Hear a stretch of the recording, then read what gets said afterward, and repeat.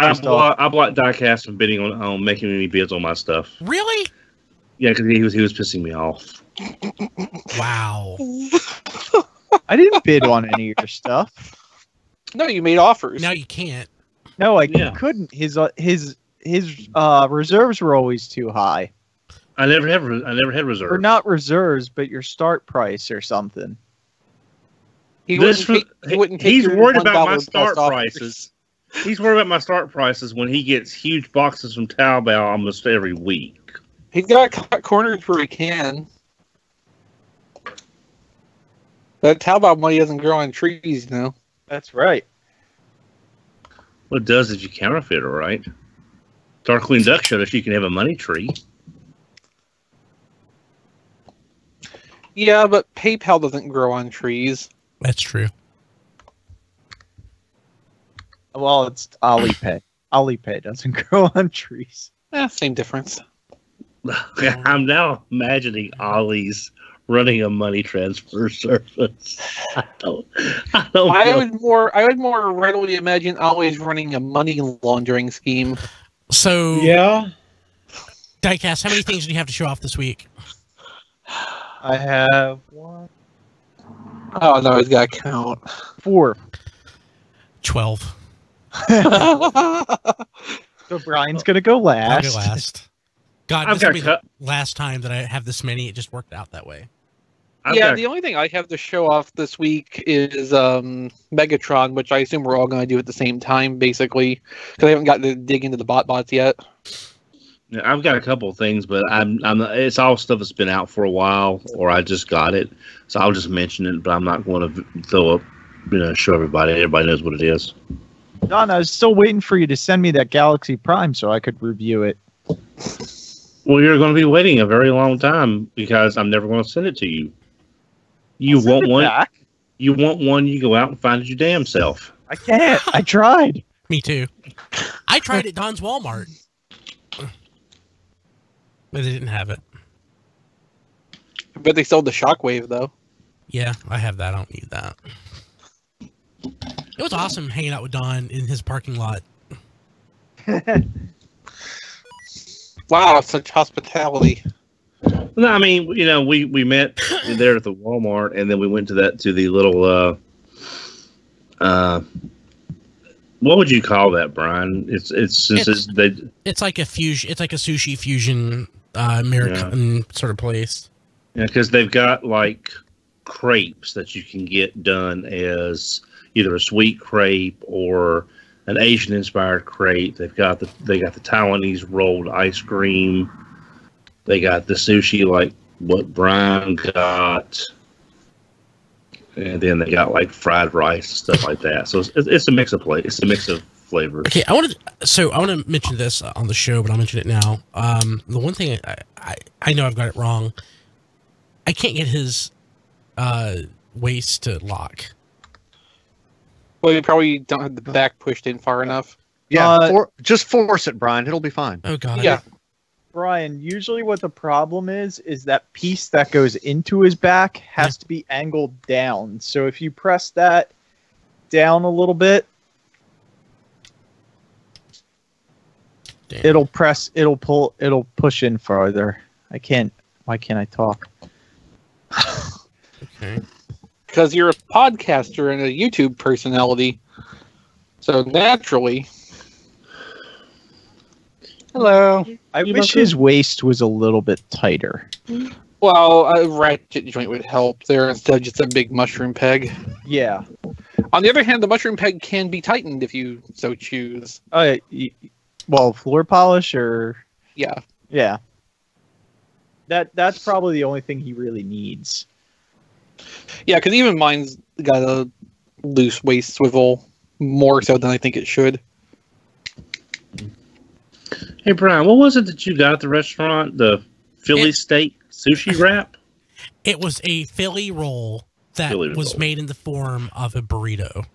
Oh, okay. So imagine a Philly roll, the thickness of a burrito.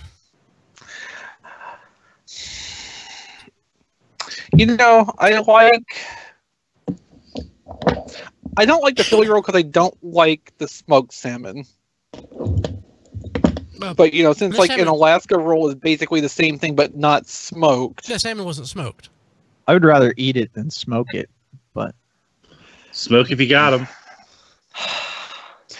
But now Don's got me thinking of a Philly cheesesteak sandwich, except the filling is a Philly roll, but it's on a sandwich. So I would say this. I know this is really pathetic, but I would kill to have a Wawa Philly cheesesteak right now.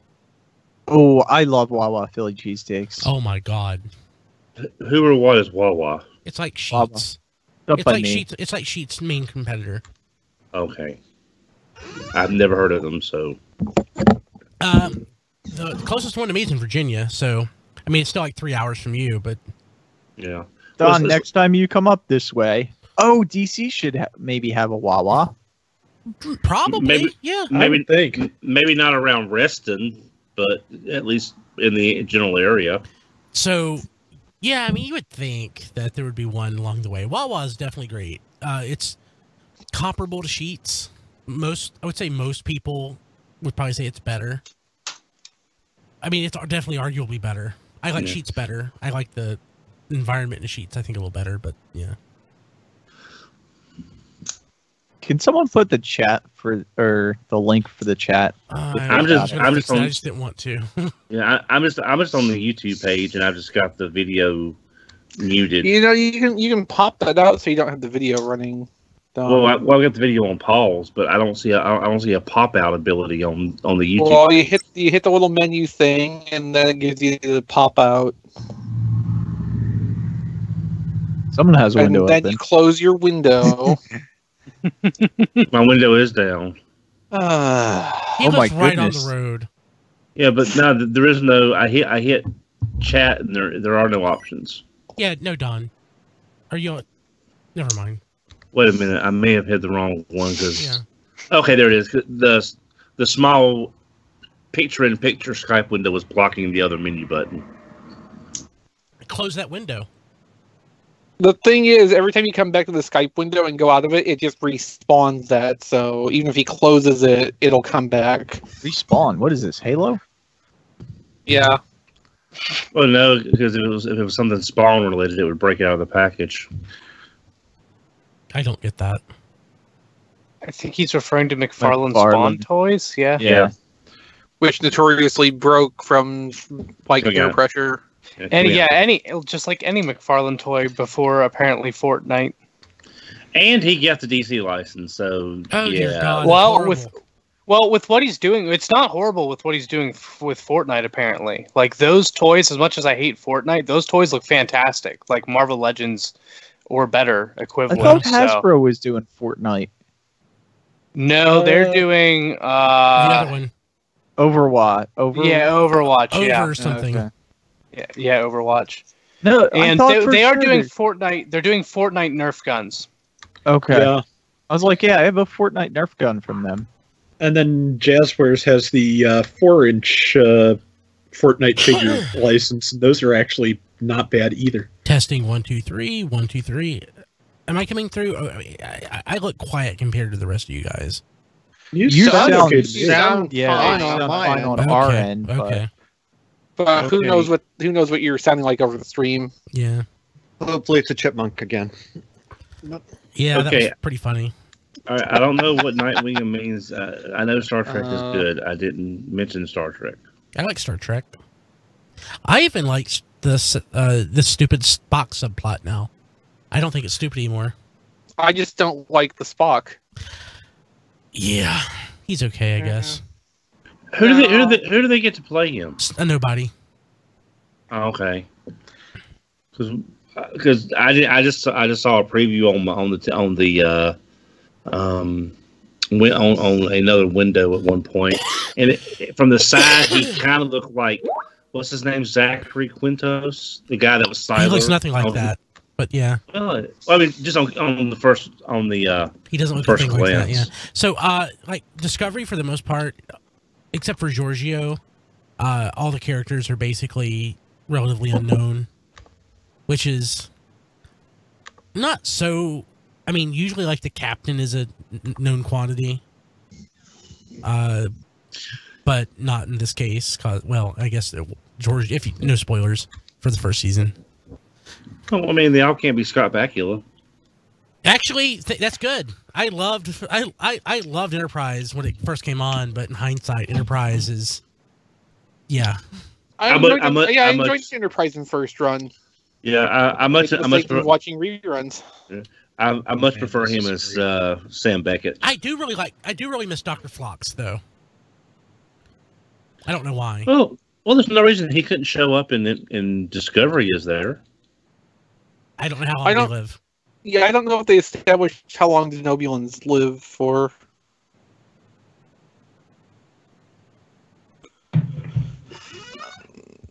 Yeah, Dr. Phlox is the only character that I kind of miss. Yeah, he was kind of fun. I liked Trip, but Trip got railroaded in the finale. Well, we all got railroaded in the finale. The show got railroaded in the finale, Don. The next generation got railroaded in Enterprise finale, Don.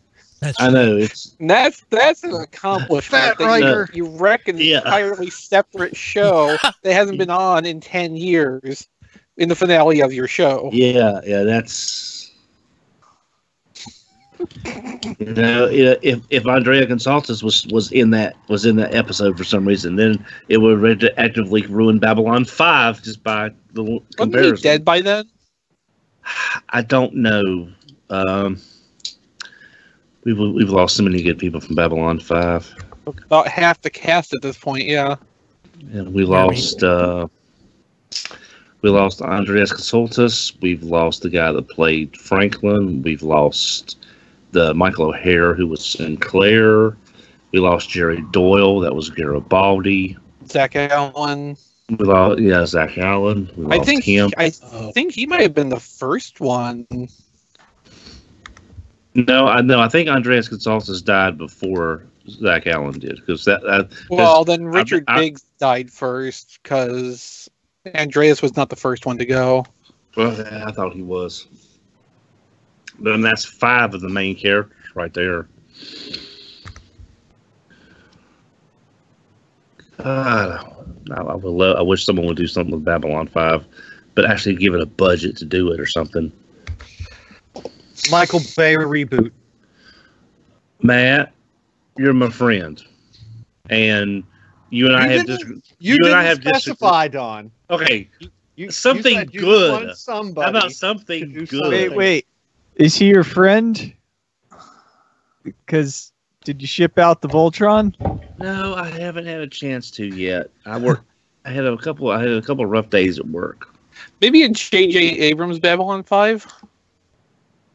But don't worry, man. I am going to get them shipped out. I've got them all together in a pile. I just have to open them, save all the box space, and get them to you. But you said open was okay, right? Yes. Yeah. Okay. I don't need a package that freaking big. Yeah.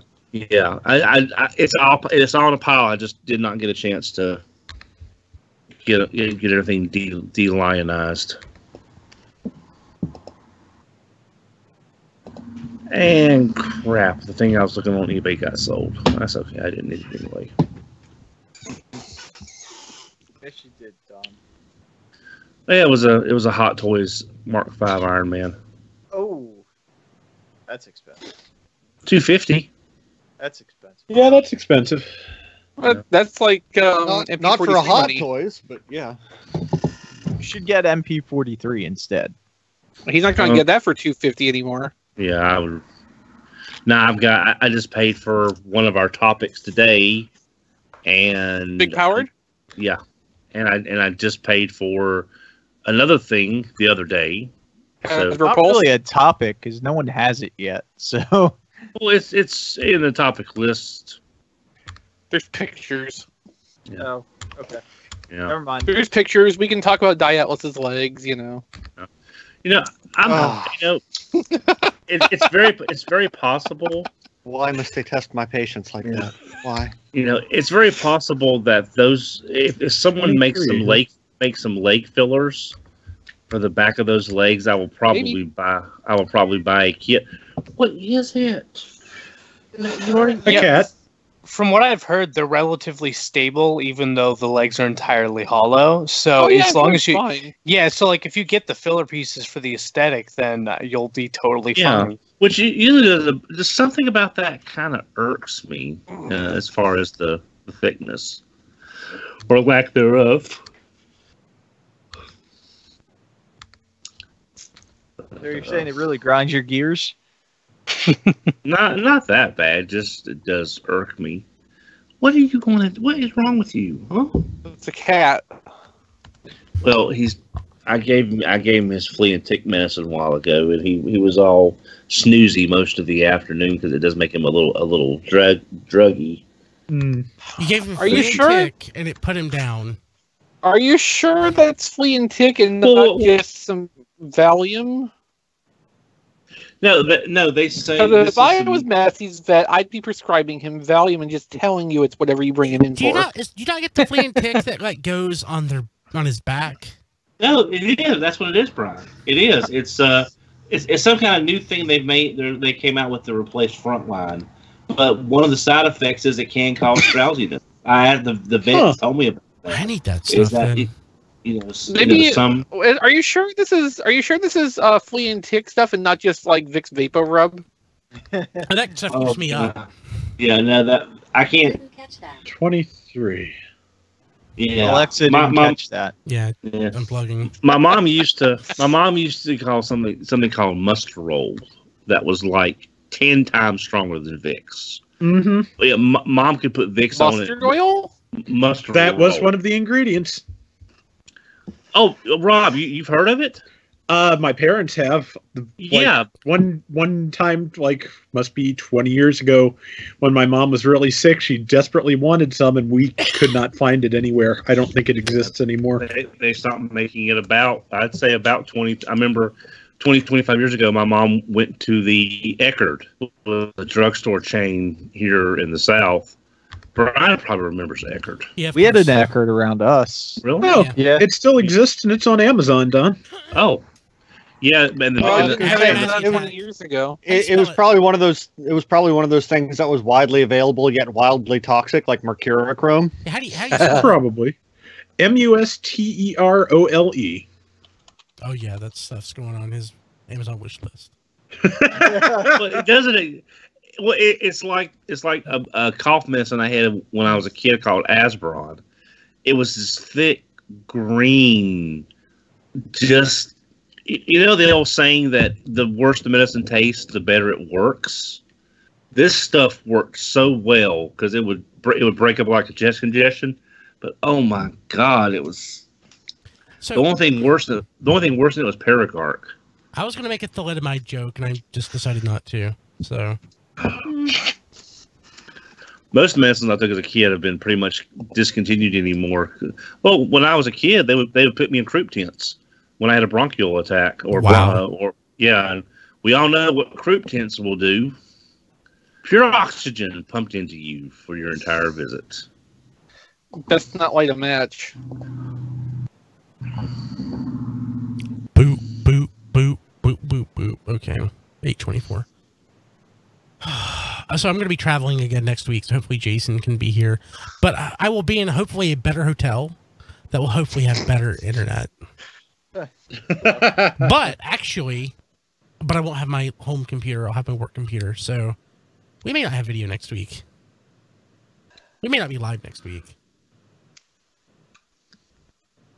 So John, do you think that's really a death knell situation for them? Oh, yeah. I mean, it's not if, it's when. They're like Best Buy. Best Buy is doing really well, though. They're the last of their kind. So, at some point there won't be a GameStop or a Best Buy or anything like that. It's just when. But Best Buy is doing better than GameStop, yes. Whatever that means. Not much. Thing's such a piece of junk, man. It's sad. Where am I going to get ripped off for video games at a mall? Is that the Studio Series Bumblebee? Yeah, it's terrible. I haven't transformed it yet. Oh, don't. It's so frustrating. I can't get one freaking panel to line up.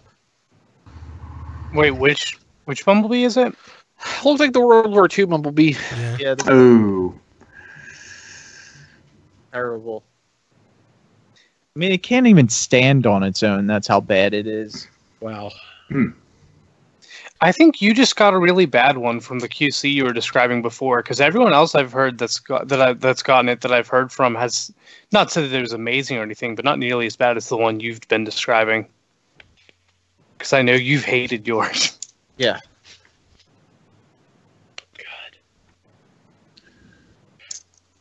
I'm just sitting here looking at Starscream's instructions again and just looking at the absolute density of detail on the freaking render they use. And it's such a tiny size, it just looks horrible.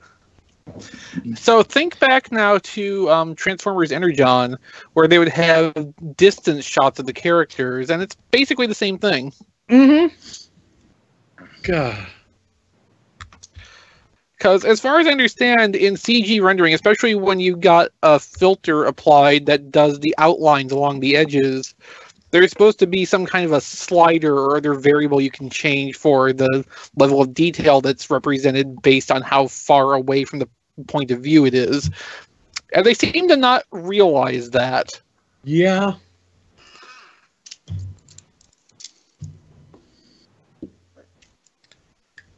It's... I would... Yeah. Go ahead, Rob. I would love for somebody just... I don't know, spackle over all the panel lines and then knock off that mold, because I really like the engineering on that, but it's just so ugly.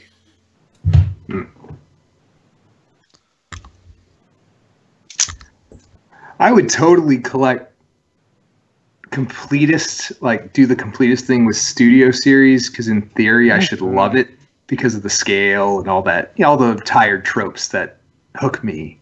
But the highs and lows in that line, like there's some real highs and there's some real lows. Oh yeah. I cannot get around the lows. So What are the biggest shot. lows? I'm collecting Devastator because that seems like fun and also a 3-year journey. Like it's gonna be like a multi-year journey. But other than that, I can't bring myself to commit to Studio Series. Well, we've already got 3 of the Constructicons. Yeah, I'm probably sure we're finishing 2020. Yeah, Devastator is going to be done by spring of next year. Sweet. Assuming all the parts actually make it to market. Yeah. Yep. How would they not? Well, if the line collapses first. Yeah. Why do you think Studio Series would collapse? History. Well, stores could stop ordering Voyagers and leader-sized toys when the shelves are plugged full of these Constructicons that nobody remembers or recognizes, Or want. because they didn't actually feature into the movie individually. But the only size class where that would really be an issue is the leader class, which are the last ones. Now, the Voyager could be a problem, too, because already we're seeing the case where Poop Monster Robot Rampage is taking over shelf space when everybody's buying the much more desirable Optimus Primes. Yeah, that's the only one from the wave I'm seeing. You know, I think I mentioned last week we had at least 15 or 16 of that wave out on the shelves at my local Walmart, and I went in the last couple of days and there's only like 7 Rampages left. Everything else has been sold. What was that but it's sound? still like 7 Rampages. Me moving my microphone Okay. over. Okay, I thought it was Don. We can still blame Don. Damn it, Don. Yeah, Why I mean, did you move my if you got microphone, like Don? 16 cases and there's only like Started to 6 say or 7 microwave, Rampages left, that's not bad. No, not cases, just total amounts. But I mean they've sold. It's just there's still 7 in that spot or so. Yeah. And, well, yes, and if you're saying there was, 15 units, or probably 16 units, because even numbers, 8 cases, and apparently they've sold 1 Rampage and all the Optimus Primes. They've sold all the Rampages in my stores. Well, they just sell everything at my stores. Cyberverse seems to be better selling here than Studio Series. It's cheaper. Really? Yeah. Nothing Nowhere. Nothing at all seems to be selling here. Nowhere I've been has sold Cyberverse that well. I actually noticed when I was at Walmart last time they had the main size class Cyberverse stuff marked down by like $3.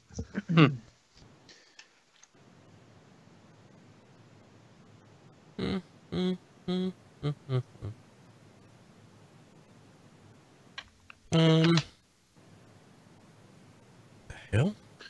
All right. No, Rodman Supreme. People remember Devastator from the movie, not the Constructicons individually, because the Constructicons individually basically weren't in the movie. I actually do remember Rampage. He's one of the few that I do remember because he actually gets a fight scene. He's one of the few. A little bit. He's one of the ones with the worst designs. I but think he has Rampage is also the one who kidnapped Sam's parents. Because then he brings them into the scene right before he has the fight. Yeah, so there's that. There's Devastator, and there's Devastator's Wrecking Balls. That's basically what people remember what a the Constructicons movie. From that movie. Yeah, God, baby, perfect effect. Wrecking balls coming at you. I'm expecting Someone will. Several will. You're gonna have your pick of like 4 or 5 sets, I'm sure. Oh my god. Yeah, I mean, Dr. Wu will probably do some nicely painted plastic ones. Then you'll get somebody doing actual metal ones with metal chains. Oh no. A variety of shapeways options. Yeah, of course. Because you totally can can 3D print link chains, and then you just snap them apart, and they're a functional chain. I think Trent Troop has talked about that in the past, actually. The worst thing is that themselves turn into robots. Oh my god. Well, spherical transform like egg bots. Those were a thing. Those did exactly what you're describing. You just need to attach them to a chain. Sorry, Eric. There's just the thing that bothers me so much is that there's no construction vehicle that even has a wrecking ball out of all of them that form Devastator. Not a single one. Like what? Well, it took a wrecking ball to the franchise. So. Except it didn't though, because it was really the high point. And that's sad, but it's true. It didn't take a wrecking ball to the franchise. It peaked it. I like to think one of the Constructicons has Devastator-sized testicles, just like hidden in their body. They're just keeping them warm until the time's right. Or there's there are 2 Constructicons, each one carrying 1 testicle. That's probably more realistic. Oh god, that's teamwork. It's past 8:30. Let's start this horrible conversation. Hey, don't blame us. Blame Revenge of the Fallen. Yeah, this is a thing that we're describing that happened. I remember when the movie was over, people applauded and hooped and hollered, and I stood up and I cursed at the screen. I remember that story. I'm like, this was an effing awful movie, you effing morons. And yeah, it was great. I would have like something. Revenge of the Fallen came at the financial high point of the franchise, but just imagine how terrible Transformers would have been all at once if that and Kiss Players had been the same year together. 3 years apart. Yeah. Yeah, God. I thought Kiss Players was older. No, 2005. 7, 05? I think it was 2005. Okay, that's probably right. That's 4 years. What a time to be alive. Yeah. Horrible movie. Could have been 2006, but it was right around there. Why 2005? Well, if Kiss Players was that year, then yeah, for sure. So, Radio Free Cybertron episode 616. Yeah, so 3, 2, 1. This is Radio Free Cybertron episode 616. So this is the canonical real episode of Radio Free Cybertron. This is the one that counts, so we better not screw it up. Yes, we're in the correct multiverse. Yes. All the other ones were what ifs. Yes. Yep. God, that would be terrible. Like next episode, Uatu shows up. What if Don were a Gorgon? And then, he like his Medusa. I'd rather be a what if than a find your fate, because I sucked at those and always got the crappy endings. So I left my finger on the page, because if you don't take the finger off the page, it doesn't count, and you can turn back to the last page you were on. I could see Dawn as Galactus. Who's the silver? Is Massey the Silver Surfer then? Yes. Massey is his Herald of Doom. Yes. Or it's the other way around. That's what I was thinking. Okay. I sense a new Dawn of the Day coming soon. Yeah. Okay. Well, Matt, he's Massey, not Harold. There's a difference. This is true. Okay. So, hey, Don, Matt, Hey, Diecast, Chris, Rob, John, and Eric's here. Eric, why are you on this week? That's a really good question. Why are you here? I mean, Who isn't that the invited question? you? Oh, I thought you just meant why are we here in general, like the question I we need ask to have ourselves every words day. with No, whoever why are invited you you without checking with anybody Sean, else first. Sean bought me a shirt, so that means I have to be on the show. Apparently, I'm a G1 gal, so now I'm accurate to the RFC fan fiction that he writes. You know, It is or RFC draws, fan I guess. I know, right? So I realized that just the other day. I was like, he basically just makes RFC fan fiction, and this is the shirt that he always draws me in. So I now own it. You know, last week as the show was winding down, the chat was having a good time writing Transformers Slash in real time. Great. True story.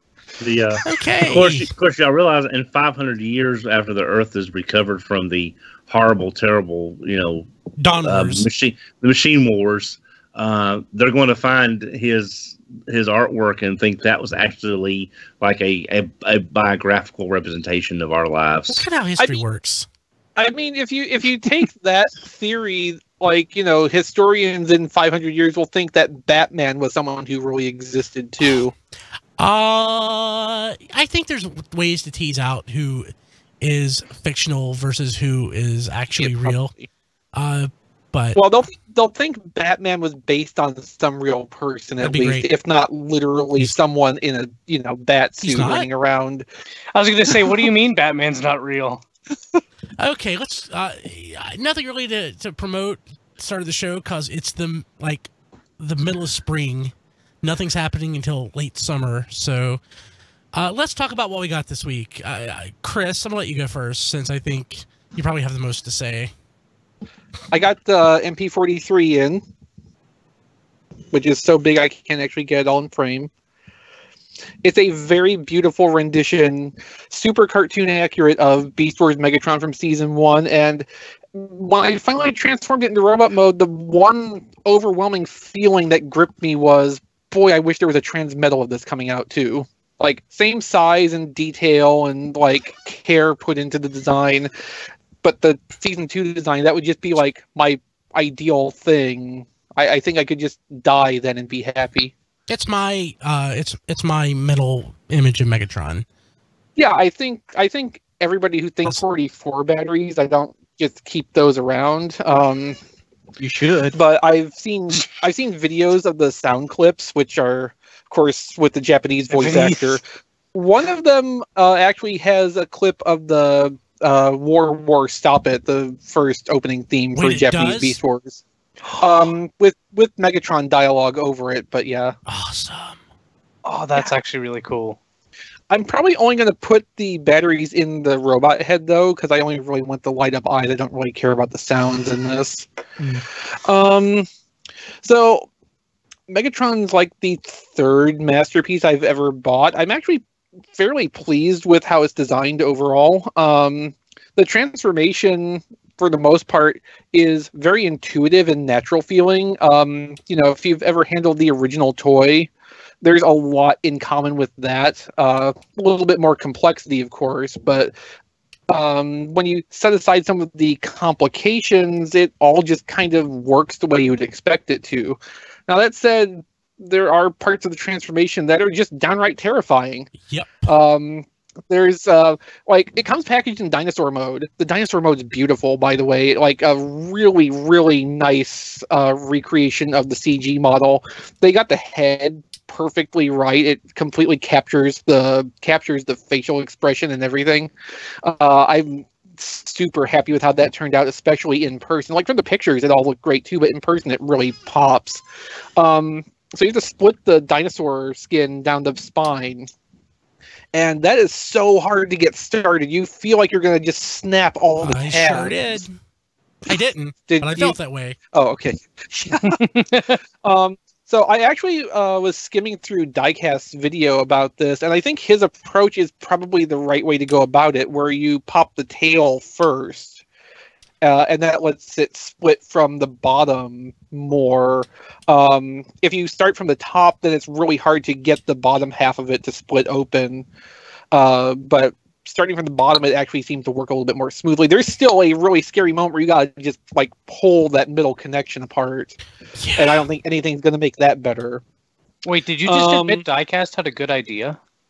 I assume he stumbled upon it completely by accident and it just worked out in his favor. I didn't look at the instructions at all. There's actually two things I missed. I missed sliding the crotch piece forward, just because I didn't really notice that it was kind of off. So you're missed that. telling me that you have this like stunningly beautiful rendition of Megatron and you haven't been staring at his crotch? Yes, exactly. What was the other thing you missed? I missed the ab crunch when I was doing the articulation. So he does have one. I think that's all pretty much I missed, other than the back panels tab in perfectly. I just kind of they've got spots where they tab together. Yeah, every one of it, and even the two back pieces tab together at the bottom right there, which the two sides tab together at the bottom. They do. Yeah. So there was a lot of little stuff because it looked exactly the same when I just folded the panels up. And but overall for me there was three scary parts of transforming it. The first was actually starting it, getting those back panels split apart. Then halfway through where you got to slide the torso apart on this sliding joint that you can't even detect if you don't know it's there. So you got to get that where it feels like you're literally breaking the toy in half. Yeah. And you have to do that to get the torso to actually fold into position where it'll end up snapping together. Then the last scary part is actually just folding up those backpack panels, because there is, at the second or third stage of folding, one hinge on either side is super tight, and it feels like you were going to snap that in half trying to manipulate it. You got to get one hinge in exactly the right spot, then the other one will go a little easier, but getting all that stuff in just the right spot, even doing that, it still feels terrible. But like outside of those three things, the rest of it is fine. And if the tolerances were a little bit more ideal on the other parts, this would be a beautiful, easy process to transform, I think. Based on diecast feedback from earlier with the back panel getting it slid in, my Megatron is now his waist doesn't fly open, so well, that's good. Yeah, I was able to get that back panel connected. I was able to get the kibble here connected at the bottom. Mm-hmm. Yeah, now it's perfect. Much better. It's a nice toy. God, it's a nice toy. Oh, it is. It's like a perfect realization of the CG model. It's like everything I wanted it to be. Well, except, Matt, how's your Megatron, Matt? How's yours?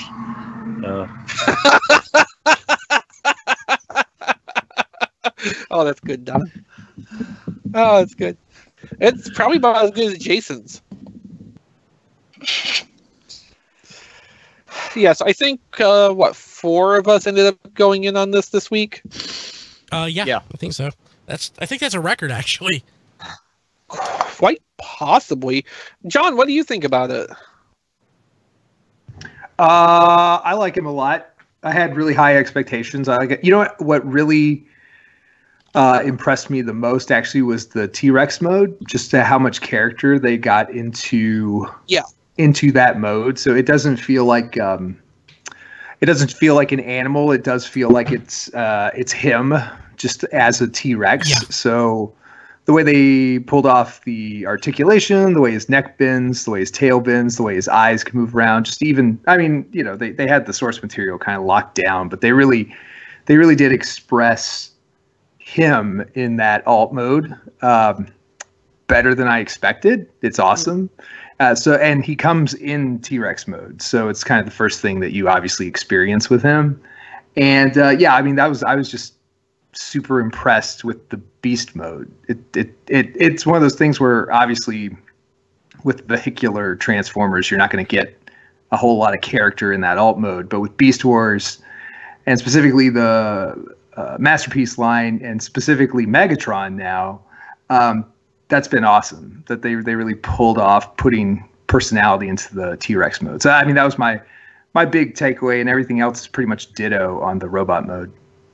Yeah, I think going by the pictures of the other Beast Wars masterpieces, I think Megatron probably comes out best in its Beast mode for how little the robot mode ends up showing through. You can see a little bit of the robot legs from behind, but that's it. The rest of it's all closed in. It's there's a lot of panel lines, of course, where everything has to separate, but like it's a really complete looking Beast mode. Optimus Primal had a lot of obvious panel separations where you could see robot parts coming through. Cheetor is Cheetor. Everything just has had its share of compromises, but Megatron's T-Rex mode is like brilliantly executed. It's not superposable or anything by any means, but it's got personality and expression that you can get, and it's a good-looking display piece just as much as the robot mode is. Well, then it sounds like they should just stop while they're ahead and not make any more Beast Wars masterpieces. They very well may not after Black Arachnia. Yeah, I would be fine with no more Beast Wars masterpiece. I mean, I like most of the original toys enough, unlike G1, and I mean, honestly, when I got this, I absolutely hated it for like the first 10 minutes because of the back panels. Okay, yeah. And I'm like, God, I hate panels. I think panels are cheating, blah, blah, blah. But by the time I got the panels put together at the end, I'm like, it makes sense. I'm satisfied with it. But I could really live with no more Beast Wars toys at all.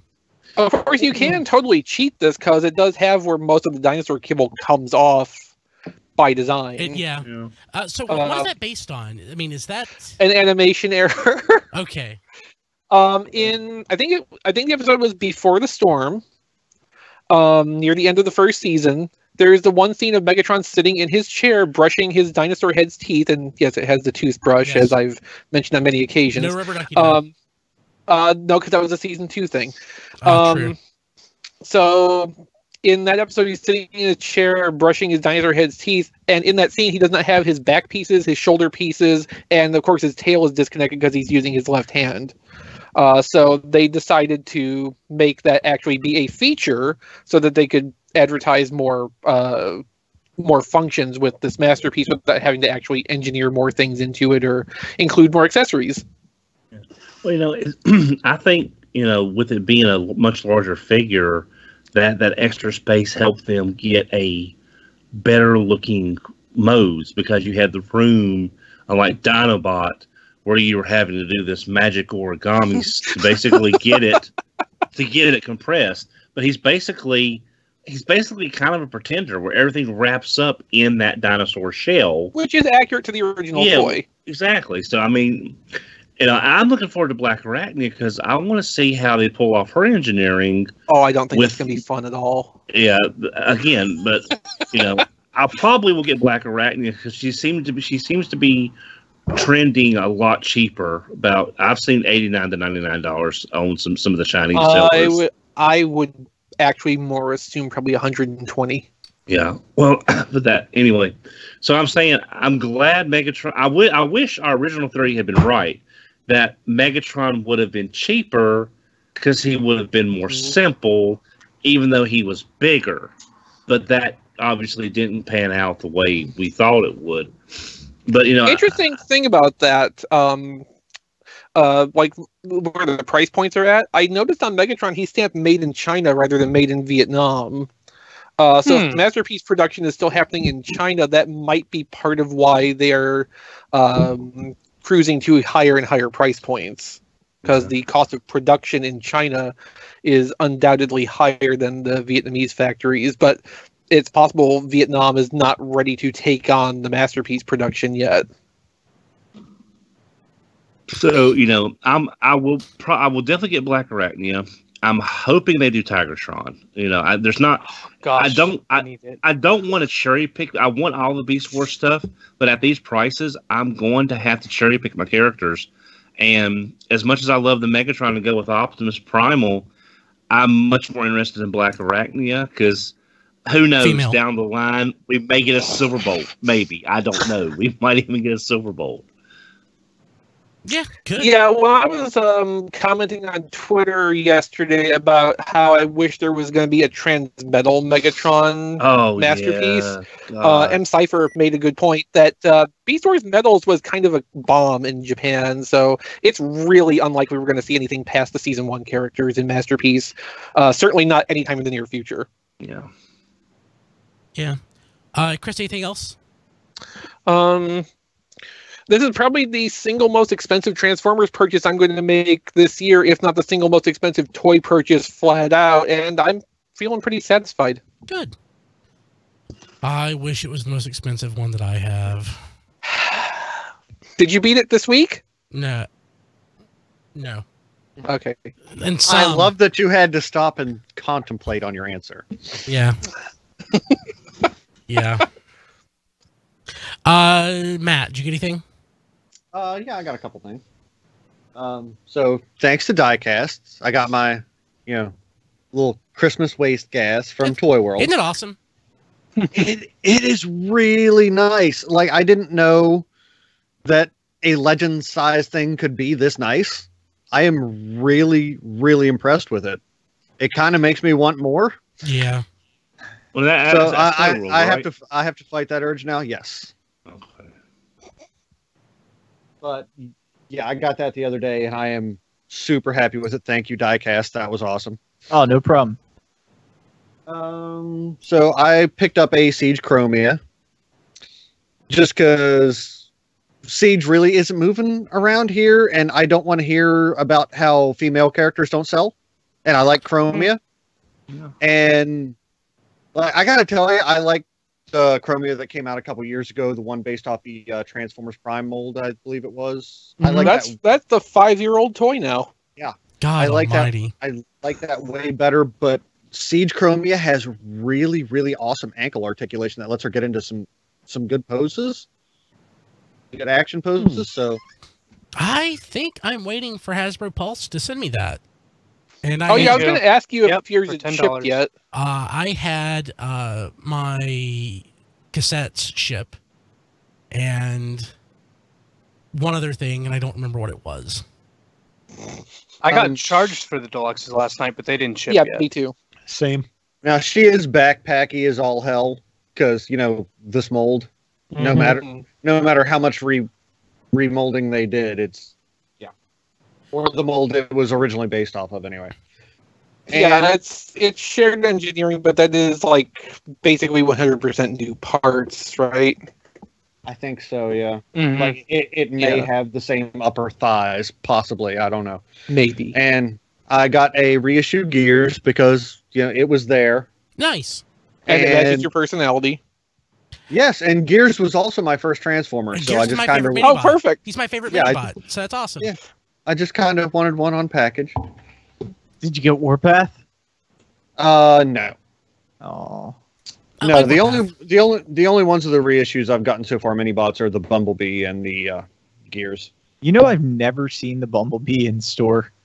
I can get you one if you want one. I'm not sure if I ever saw one. I came across it once.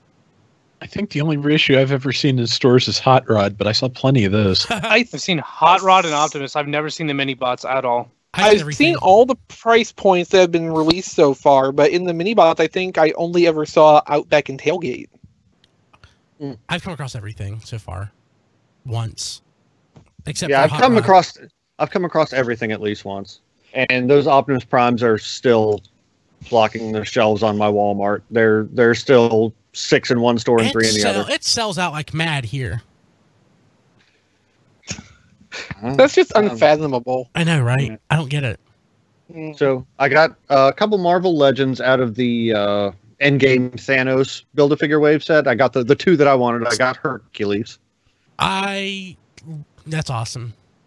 Because there are a couple teams I want to build, and my eventual Masters of Evil really needs somebody to put into a coma, so I got Hercules. And the most important of all, Citizen V. I knew exactly what it was going to be. I've been looking for that. Who is he? Baron Zemo. Yeah. Baron Zemo in disguise as the leader of the Thunderbolts. Oh, I didn't even know who it was. I just thought it looked super cool. Yes. I wanted it. I didn't know it was Baron Zemo. Now I actually really want it. In the mid '90s, a comic book called The Thunderbolts came out after most of the Marvel universe was air quotes killed off, and Baron Zemo led the Masters of Evil in a ruse posing as superheroes, and they called themselves the Thunderbolts.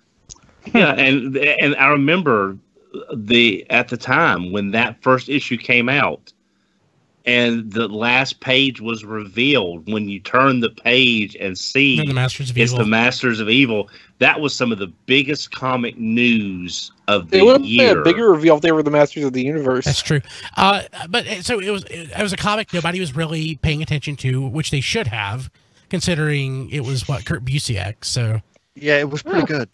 so it was a big surprise. So what was the event that killed everybody off? So it was Onslaught. So then we had Heroes Reborn and Heroes Return. Heroes Reborn. Yeah. But I couldn't remember what actually led to that. Okay. So during the reveal, did Citizen V just take off his mask and have a Baron Zemo mask underneath? Was underneath his mask? He had his melty face underneath of his mask, and then he put his Baron Zemo mask on. Yeah. After he took his I was Citizen V hoping he mask had a mask underneath a mask. That's a book that I didn't read when it came out, and I kicked myself for it. I did because I did not know the twist was coming, and I was just like, hey, I want to collect something from issue 1. Put this on my pull list. Triplet was all into it, and it was a book that, I still never read more than 30 issues or so. I went on a tfradio.net/Amazon bender a couple months ago and picked up a bunch of collected editions. Yeah, and the cool thing, I didn't read it, but I know the cool thing was that some of the Masters of Evil were actually like being heroes now, Yeah, and they didn't want to. Most of them, yeah. That was kind of the point of the comic. And most of them still need Marvel Legends figures. If you're listening, Hasbro, just saying. Who else is on the team? Atlas Build-A-Figure. It depends on the original team. Mach 1, Moonstone, Techno, Jolt. Moonstone has a figure. No, she needs like a proper Thunderbolts figure though. She got like an updated costume, and that was an SDCC set that was like stupid expensive. So I need an Atlas Build-A-Figure first of all. That has to happen. Like now. Yeah, and Mach 1 needs to be in that wave. And I have to agree with JSP. More new warriors will always be welcomed. Yeah, you need things to kill off. You need kindling. Yeah. I mean, we got a great start, but we need more. So it's not because of this conversation, but I have to say, Don, nobody saw that since you're on video. Oh, yes, he was holding up Night Thrasher. Okay, I'm so pleased they made that. I didn't realize I wasn't on video. We have limited real estate, so Then why am I still wearing he had pants? the Masterpiece Megatron people up. Also, a lot of our audience is audio only, Don. So Yeah. most of the describe audience. things. Yeah, so I always know. name what you hold up, even if you think you're on video. Yeah, because Okay. the vast majority of our audience will never Oh, see it it. is. Oh, And unfortunately, we don't have a descriptive video service Oh god, that'd contracted. be horrible. Fat guy number 1 shows toy to fat guys number 3 and 4. Yeah, that's where it would go. Angry bearded man 1 and 2 just rolled their eyes. Yes. Angry Man 1 face palmed again. Okay, And Angry Man number 2 also got the shelving unit that he was missing last week. congratulations. That got delivered to the house today. So what is that? a shelving unit.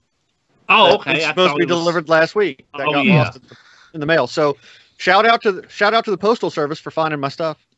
Well, yeah, that's always good. I mean, it'd be better if they didn't lose it, but if they find it, that's even better. So I was about to say Speak- after losing it. Speaking Well, of shelving units, Accidents happen.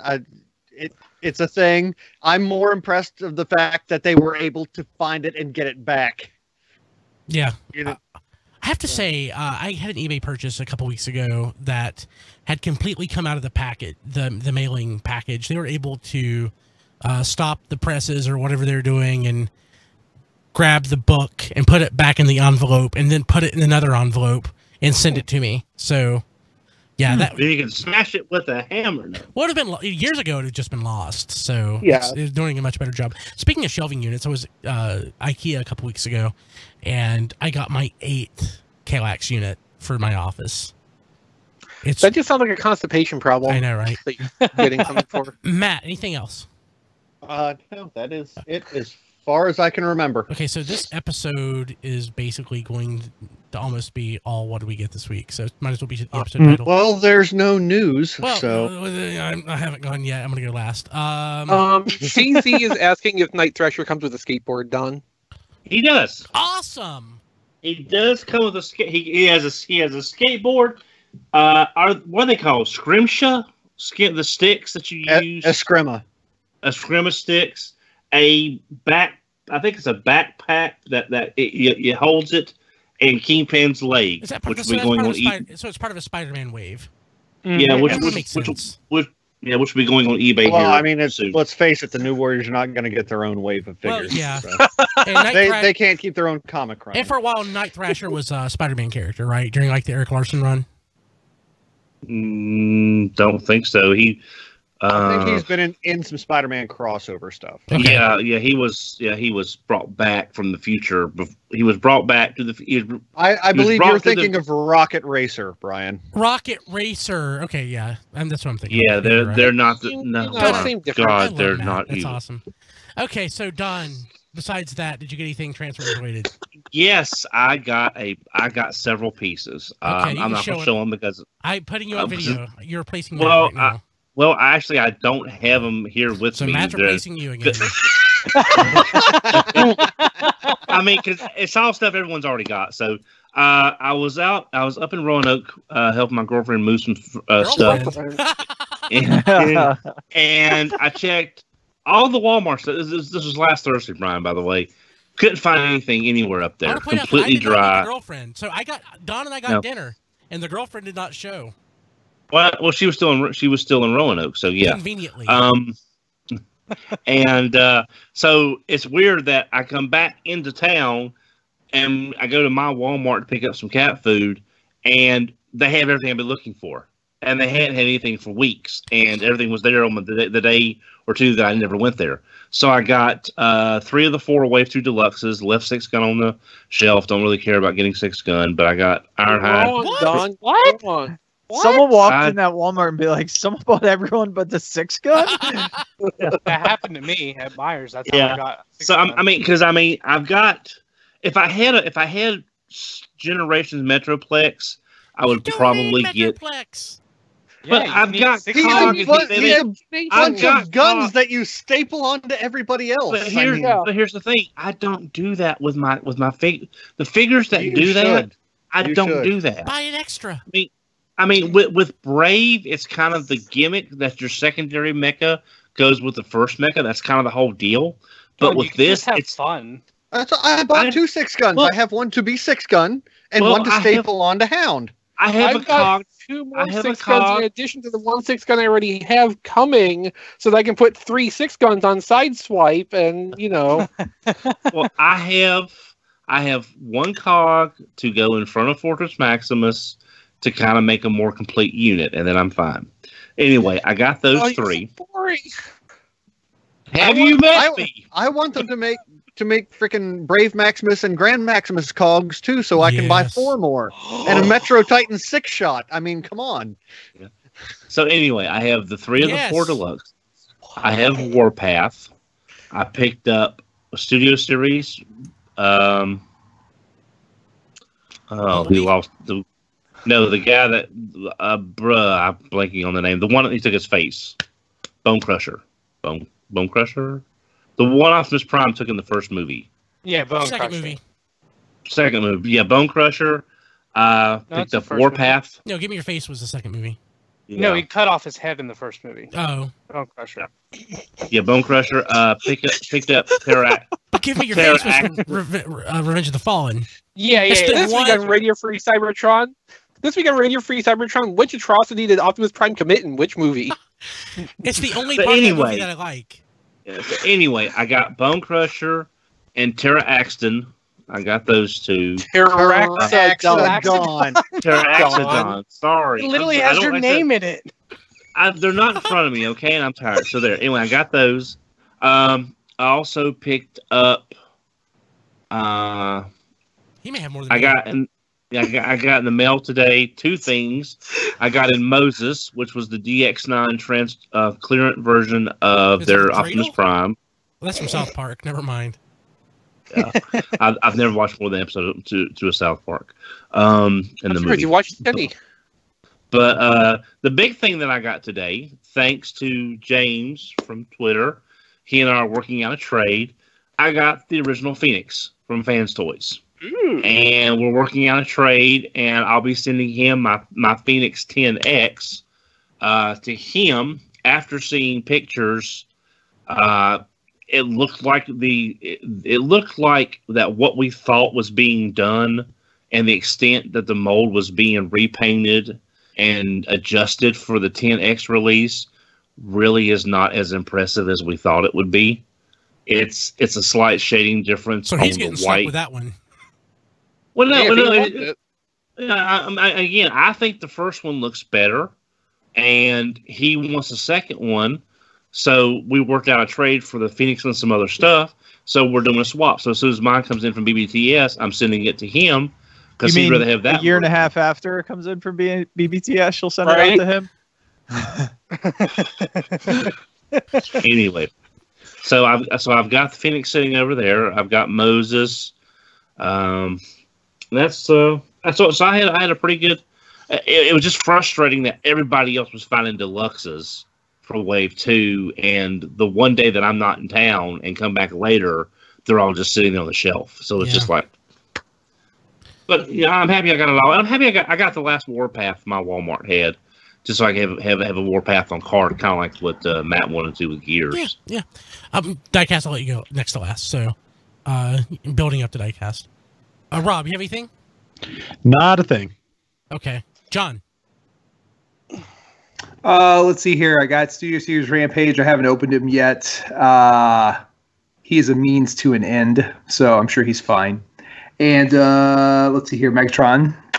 And I think that's it. Other than I'm spiraling into bankruptcy because of Megatron and Big Powered and all that stuff. So yes, yeah. That's what I got. Paid for that today. Yeah, I got a bill. That's what I got. Yeah. I had that third party Cosmos that I wanted. New Wave, New Age, something like that. I just ordered that today. Yeah, so I have that and Super 7 Skeletor that I wanted. So I'm so glad that I, over the course of a few months, prepaid up MP43. Yeah. So I don't have, $220, $30 on that. Then literally the next day it would have been another almost $200 on Big Powered, and then the Hasbro Pulse stuff coming in, which was another like $60 almost, I think. Yeah. I mean, that's just... It's crazy. It's bad enough for me as it is. Eric, besides the shirt, did you get anything? So the lovely shirt. I got Studio Series Rampage, who was better than I expected. I had low expectations, but he's fun to play around with all the surprising amount of articulation he had, mainly because I just didn't pay attention to him. So I was just surprised he can move his fingers all around. It's all nice. Siege Starscream. That toy is like, it could have been great, and it's good, but it's just so disappointing.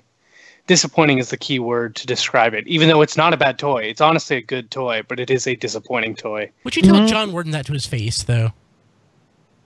We don't know John Warden designed it. But I mean, but like Siege is his like thing. Overall, I think Siege is pretty good. I think Starscream's one of the weaker figures for me. Even though it's not bad, it's just it suffers from the worst things of what I don't like about Siege. Do you like staying in communication with him? Do you like message him? Hey John, this toy really sucks. I know what your problem is. No. Okay. I also got Studio Series Ironhide, who is the first good Ironhide I've ever had from the movieverse, so I'm very glad to have him. I was tweeting about how I missed this toy from my childhood because I found one of its guns the other day, but I couldn't find it anywhere, and it's the Walmart exclusive. Oh yeah, that's white. I love this so much. It makes me so happy. I have the original. I don't have that one. I love. I didn't. It wasn't the mold that I cared about because I have the Studio Series, which I love. It was just like I want the blue and yellow that makes no sense, but it's so cool. It was what the GoBots coloration. Yeah, the G2 GoBots colors. Yeah. So hey, did you get it on eBay or how did you get it? Paladin actually messaged me and he was like, "I have one for sale," and so I bought it off of him. So yeah. Another thing I got, which was a surprise, it's from someone who I met. He's a younger fan, and he wanted to make me a custom figure. Yes, he's like, I think he's like 15 or 16. He made me a custom. No, it's not. That looks really good. That. Yeah, he made me a custom Cybertron animated Nemesis Prime. And where did you meet him? At school? Yeah, it was through school that I met him. So he just sent me that. He's like, "You're the Eric Crowbar." Is that what he said? No. No, I don't think he knew about any podcast stuff. He was just into Transformers. I think I'm actually. Well, if he doesn't know about the podcast stuff, you're not doing your job correctly, Eric. Well, he knows. You had one job, now. Eric. He knows now. But he's. I think I'm the first Transformers fan he's met. So we've talked plenty, and he made me that. So I was very excited. And the other thing I got is that a while ago. I got City Commander from Chris. That looks familiar. Yeah, but I just got Shadow Commander. I love him. They're so nice. They are. It's the only ones of those I don't have are the officially anyway. I don't have the Ultra Magnus for Shattered Glass Ultra Magnus and the Shattered Glass Purple Optimus.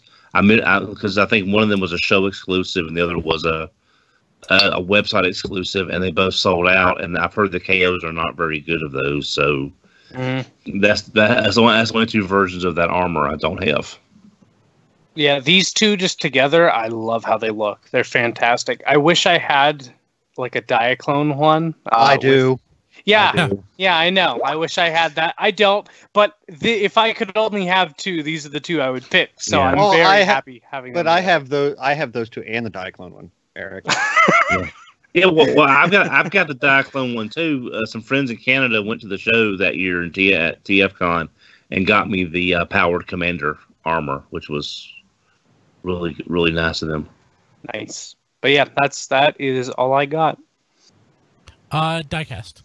All right, I'll try and go quick. I got Megatron, just like everyone else. I put batteries in the head, unlike because I've button cell batteries to go around of every size and shape, and mostly the round variety. But I really like him. I did a review of him Monday night at tfradio.net/reviews. If you want to check that out, you had the first English review up. Yeah, and the first review on Roku, tfradio.net/Roku. Which is awesome. Yeah. It's definitely 100 times better than Dinobot. Like I agree with that. It's far less ambitious, you know. I wish the only thing I wish is the waist rotation had either a ratchet or was a little bit tighter. Other than that, I'm really happy with him. The other thing I got was I can't remember his name, so I'm calling him Constructicon Erector. I don't remember the name. Scrap Metal. Scrap Metal. Yeah. He's really good. Like I got him too. An awesome deluxe figure. What did you think? I mean, I was really impressed because I did not expect a lot out of this, especially because it's a deluxe that also has to combine with another thing. So I was thinking like these were going to be individually weak figures, and this one's not. It's like an older generation's deluxe in a good way. I think that's what it just feels it feels more solid than a lot of things that we're getting a lot nowadays. Like, I think it's a little bit bigger than the Siege stuff, but it's just as, like how Siege feels less hollow. It's the same sort of thing. I want that repainted as Grimlock from Robots in Disguise. Oh yeah, that'd be good. Oh, I want a Bisque repaint because he has like claws. Yeah, but and you want a beady Bisque eyes. repaint of everything. Yeah, but it actually makes sense for him because he has claws and really beady you eyes. You want a Bisque repaint of MP43. That'd be so weird, but I'd totally take it. Oh, of course. A lobster dinosaur? How would that even work? I also got Cogman, the new Studio Series Cogman, because I like the paint on this that they did. It's a shiny car. Yeah, and he's a shiny car. Yeah, I didn't transform him. I just took him out. God, he stands terrible, though. Like, he's really hard to stand. And I don't remember ever having problems getting the original Deco to stand. Yeah, me neither. And Are I you was sure looking your at house his is level? and I was looking at his feet, and I noticed like one foot has a heel and the other one does not. I can't. What? I need to find my other Wait, what? I've got the original Cogman handy. hang on. Cogman to verify, but yeah. See that Oh yeah, one has a it heel. has a peg on one side and on the other. I think. Don't the feet tab together in car mode? So that's Yes, they do. Yeah, that's why that's that way. Yeah, so he's I like him. I definitely like. I wouldn't have bought him if he was exactly the same, but just the paint that they put on him makes him look so much nicer. I just bought it on Hasbro Pulse as you were speaking. Also available on tfradio.net/Amazon. Oh, is it? Yeah. Oh crap. Well, okay. Well, It's not like that would help you anyway. I mean, you can't order from your own referral link. and I can't order from yours either, so it doesn't work. So I have to use Jason's. Hey Yeah, guys, that's fine. my connection kind of froze for me. What was the figure? We were talking about Studio Series Cogman. Okay, all right, thanks. I also got, thanks to Wizards of the Coast and Hasbro, I got the Devastator construction pack for Transformers trading card game. And I'm going to do a review of it, open it up, take a look at it. But, oh man, it's really nice. I'm super excited that they sent it to me. So thank you, Hasbro, Wizards of the Coast. Thank you. Thank you. Yeah, I need to, like, next TFCon, I need to play this game. Find Vangelis. He'll play with you. Yes, I will track him down. I know he's super into this card game. So I mean, I sincerely believe he will take any challengers. I think we got judging him from the last TFCon in Chicago. I don't think he's going to have a problem at TFCon finding someone to play this game with. Yeah, they had a problem having enough room to get people to play because they had so many people that wanted to. Well, I mentioned this on Twitter, but they're coming out with a Yu-Gi-Oh! Dual Disc prop replica. People need to buy that to start playing the Transformers card game with. And I gotta say, Devastator in defense mode. I gotta say, before I show this next item, I'm disappointed in every single one of you because not one of you mentioned this item. I haven't gone yet.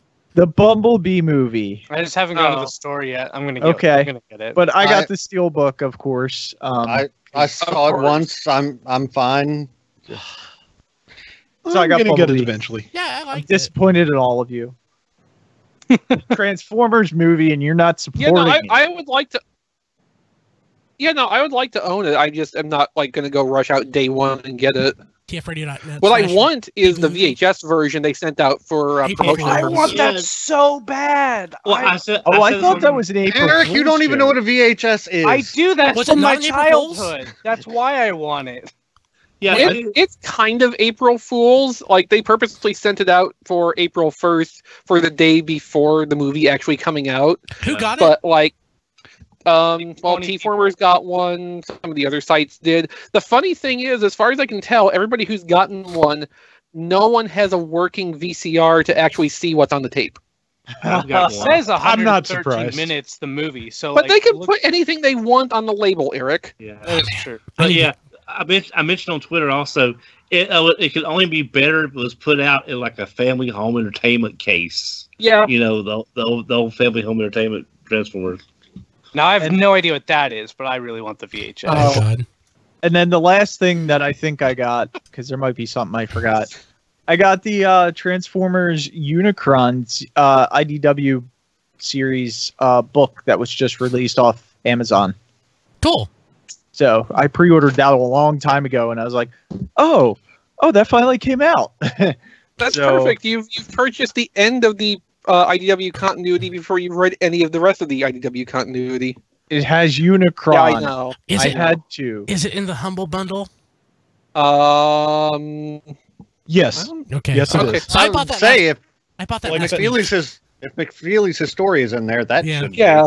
Yeah, it's as far as I know, the Humble Bundle is basically everything within the IDW continuity. Some of the spin-off things like the Robots in Disguise tie-in comic, the Beast Hunters tie-in comic, those things aren't in there. But anything that actually happened in the IDW continuity proper should be there. Was Revolutionaries in there? Because I thought I heard someone say that it wasn't. I think you're right, and it wasn't just.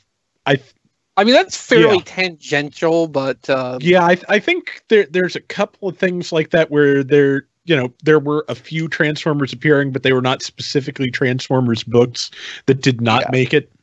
Revolution itself and First Strike are in there. So yeah, that was last week. I think I ordered that while I was in Virginia. I need to download it and throw it on my NAS, so I have it. Just anything else, Diecast? Nope, that's it. Okay, so I'll try to go through this pretty quick. oh boy. Yes, I got the Bumblebee Blu-ray, 4K. tfradio.net/bbmovie. You can have it as well. It's $28 right now in 4K. Totally worth that. Like everybody else, more or less, I got Megatron, and I gave my thoughts before, but it's beautiful. I hated it for the first 5 minutes. I was afraid like 10 minutes into it, but once I got everything done like 10 minutes ago, I totally love it. So yeah, it's great. What I found out it's not so great, and I haven't transformed it yet, but Diecast was complaining about it in pre-show, is the World War II Bumblebee from the Studio Series. Terrible. Yeah, it doesn't look that great. God, I'm going through this pretty quick, but I don't care. I got SS-38 Optimus. Oh, nice. I completely forgot that I ordered this. It came in my monthly Amazon subscription box, like with dog food and everything. So I had dog food, dog treats, like protein powder, and Optimus Prime. Did you get to transform it yet? No, Okay. I haven't had time to do really much of anything. So, is it a harrowing experience? Not really. So I think I described it something as like it's a panel forming situation, but it all makes sense what it's trying to do, and it's a stable, solid experience the whole way through. It's really good. Even though it really doesn't look like it, it doesn't look like G1 to me. It's closer, but what it really strikes me, it looks like one of the like War for Cybertron, or something like one of the video game Optimus Primes is sort of what to me it sort of feels like. There's also a little resemblance with how Optimus Prime looked in IDW. Yeah. From like where More Than Meets the Eye started going forward. Gosh, the shoulder joints are super tight. So to make him aim the gun forward, that's a pretty stiff joint. I like that. Let's see here. I bought a couple things from Chris. I got his Universe Onslaught because I love this toy. I already have one. Great toy. It's a great toy. It's one of my It all-time is fantastic. Yeah, it's one of my all-time favorite toys. I figured I would with this one I would get it in case there are any And neat sticker sets it's like or anything. 11 years old now. It's amazing. This is like to me what Generation should be. This is like nearly the perfect Transformer. Yeah, no, I agree. I'll back that up. Yeah. I still have Universe Hardhead. That is my hardhead for my collection. I skipped Titan's Return hardhead entirely in favor of keeping the Onslaught mold one in use. And I have the BotCon Clinch. So like I still got 2 instances of that mold. Yeah, and the only thing I could complain with about that Onslaught is that it's not part of a greater Combaticon team that combines into a Bruticus. Oh, can you That's my imagine how only insane complaint. that would have been? Yes. Yes, I can. Oh, it just occurs to me, thinking about Generation stuff that I don't have. I don't have the G1 non-G2 Bruticus from the video game. Crap, I'm gonna have to add that to my list of stuff to find. Plus, That shouldn't be that hard, though. plus You I also know need there's the like 4 records. decos of that, right? Oh god, there's the SDCC deco too. Yeah. Yeah, because that one's there is. accurate. Because Son there's of the a Skittles one. There's Skittles SDCC. So records, okay. So I gotta add that to my eBay search list. So it's kind of. Do you have space? I deleted a couple things that I got, which I'll cover. Did you? Yeah, I was going to say, did you delete them off your list, or did you just buy them? Yeah, well, Same that's- difference. Yeah. 100 items. I added some Genesis games to it because I have the analog SD thing coming at some point. So I never got I rarely ever got a BotCon set, and I almost never got the souvenir figures or any of the additional stuff. So Chris, part of his sale list was the BotCon 2016 Reflector 3-pack based off the Legend size Shockwave. Mm-hmm. And You actually bought that from the souvenir line for me because you had the attendee. You had the attendee badge, and then I gave you the money for it, and now it's just kind of wound up back at it's you. kind of funny. Yeah, like I was never too interested in that stuff. But I'm like, I'm just trying to fill holes in my collection now because there's. I really like those because the robot mode makes a really nice reflector. It does. It really does. It really does. So, like right now, I almost feel that Masterpiece is played out. I could easily see myself giving up on Masterpiece, especially depending on how MP44 turns out. If it turns out, Well, judging by MP44 and 45, I could see myself giving up Yeah. on Masterpiece too. Well, there's always Hound. yeah. So Yes, there is hope. Maybe. There's another, but wrong movie franchise. So Yeah. I've been trying to fill holes in my collection. I just decided that I think that's where I'm going to put most of my focus. And God, I've been putting diecast levels of focus on that. So That's unhealthy. yeah, I know. So a couple, I'm doing a couple things like Beast Wars stuff. So I got Beast Wars Polar Claw, who I didn't have. Oh, cool. I don't have that either. I kind of. That's cool. That's one of those things I kind of want to pick up if I just find it naturally somewhere. I don't want to go looking for it. Yeah, like I'm trying to get stuff that's cheap. Yeah, Just exactly. in volume. So I got that, and I got Bone Crusher from Beast Wars. The Bison, and I'm also going in and trying to rebuy stuff that I had before that for some inexplicable reason I got rid of.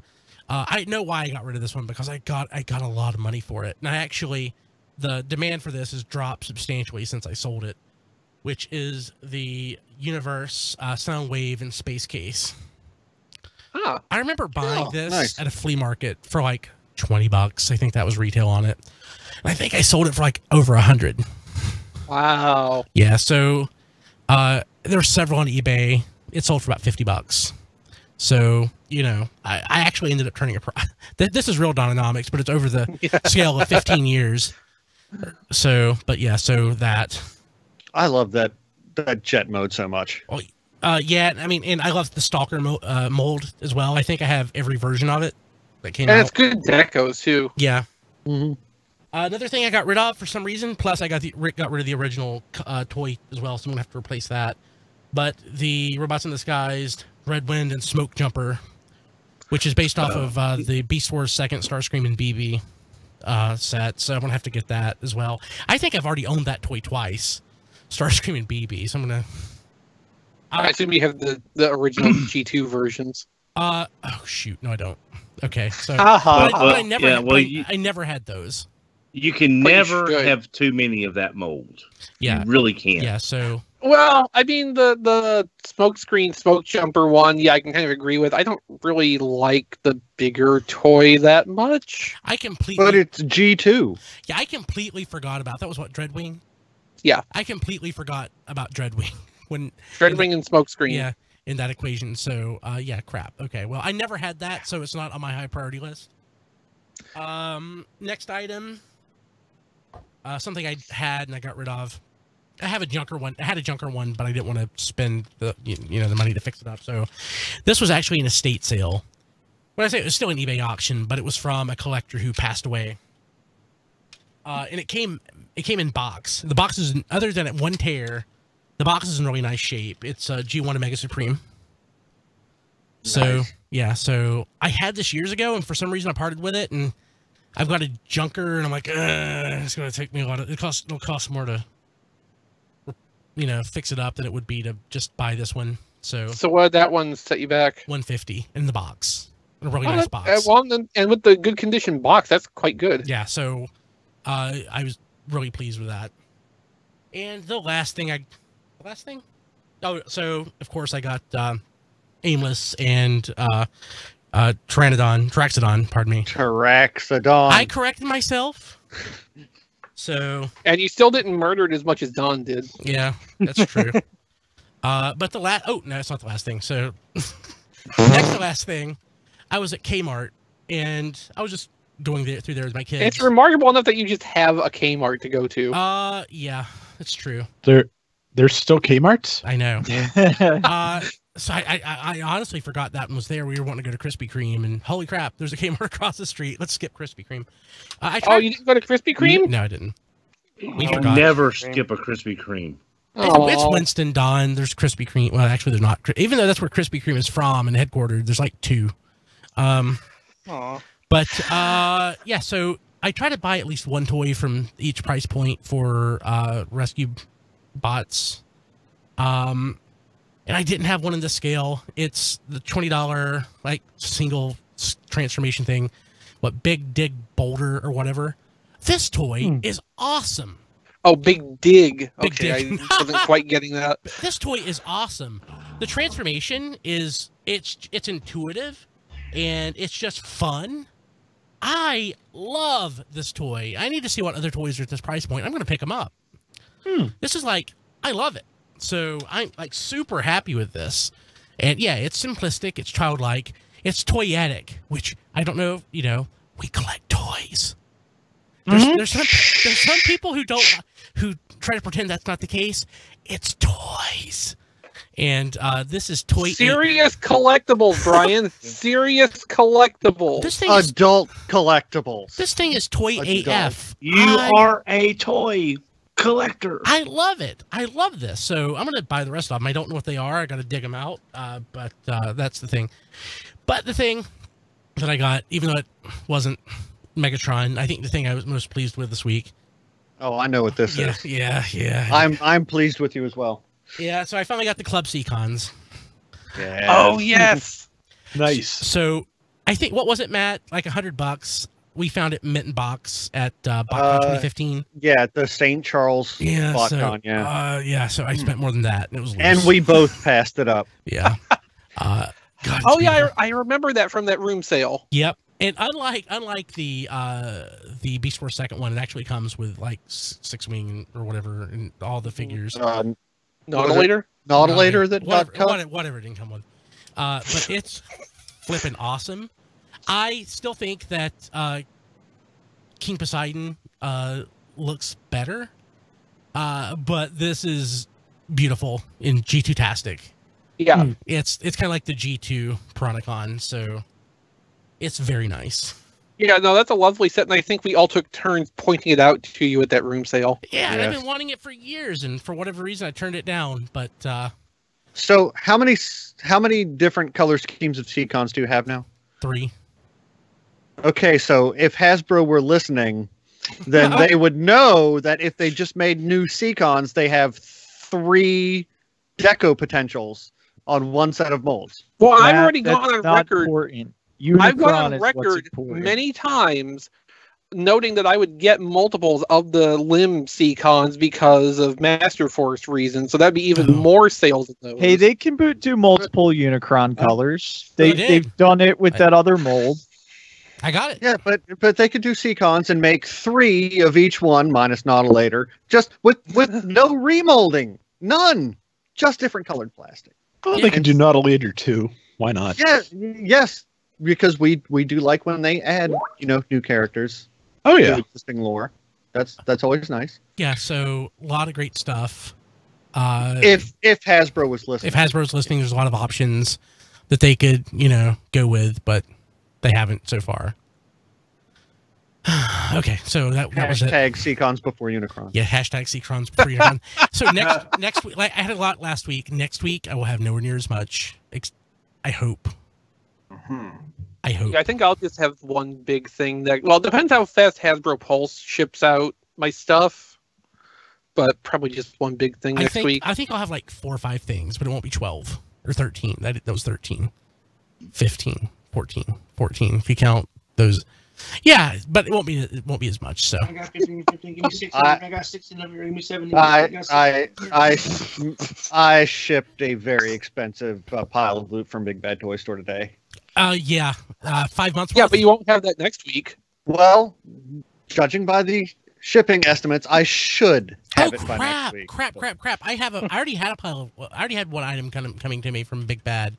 It was the Year of the Rooster Optimus Prime that showed up at Big Bad this week. You know, I forgot that was even a thing until I saw it at their website.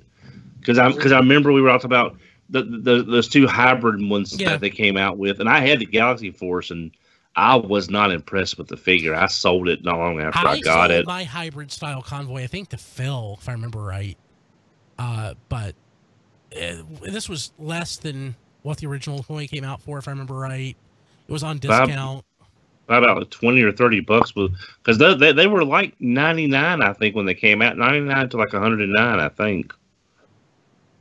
Yeah, when they came out. Oh man, so much stuff.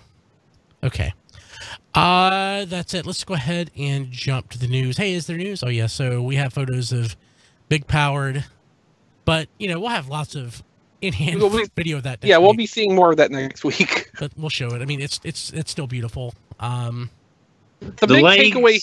big takeaway here is what they took away from Diatlus's legs. Yeah. What happened? Just keep scrolling. You'll get there. They look a lot like Overlord's legs to me. What? Well, minus a some bit. very large look chunks. Look behind the shins. Yeah.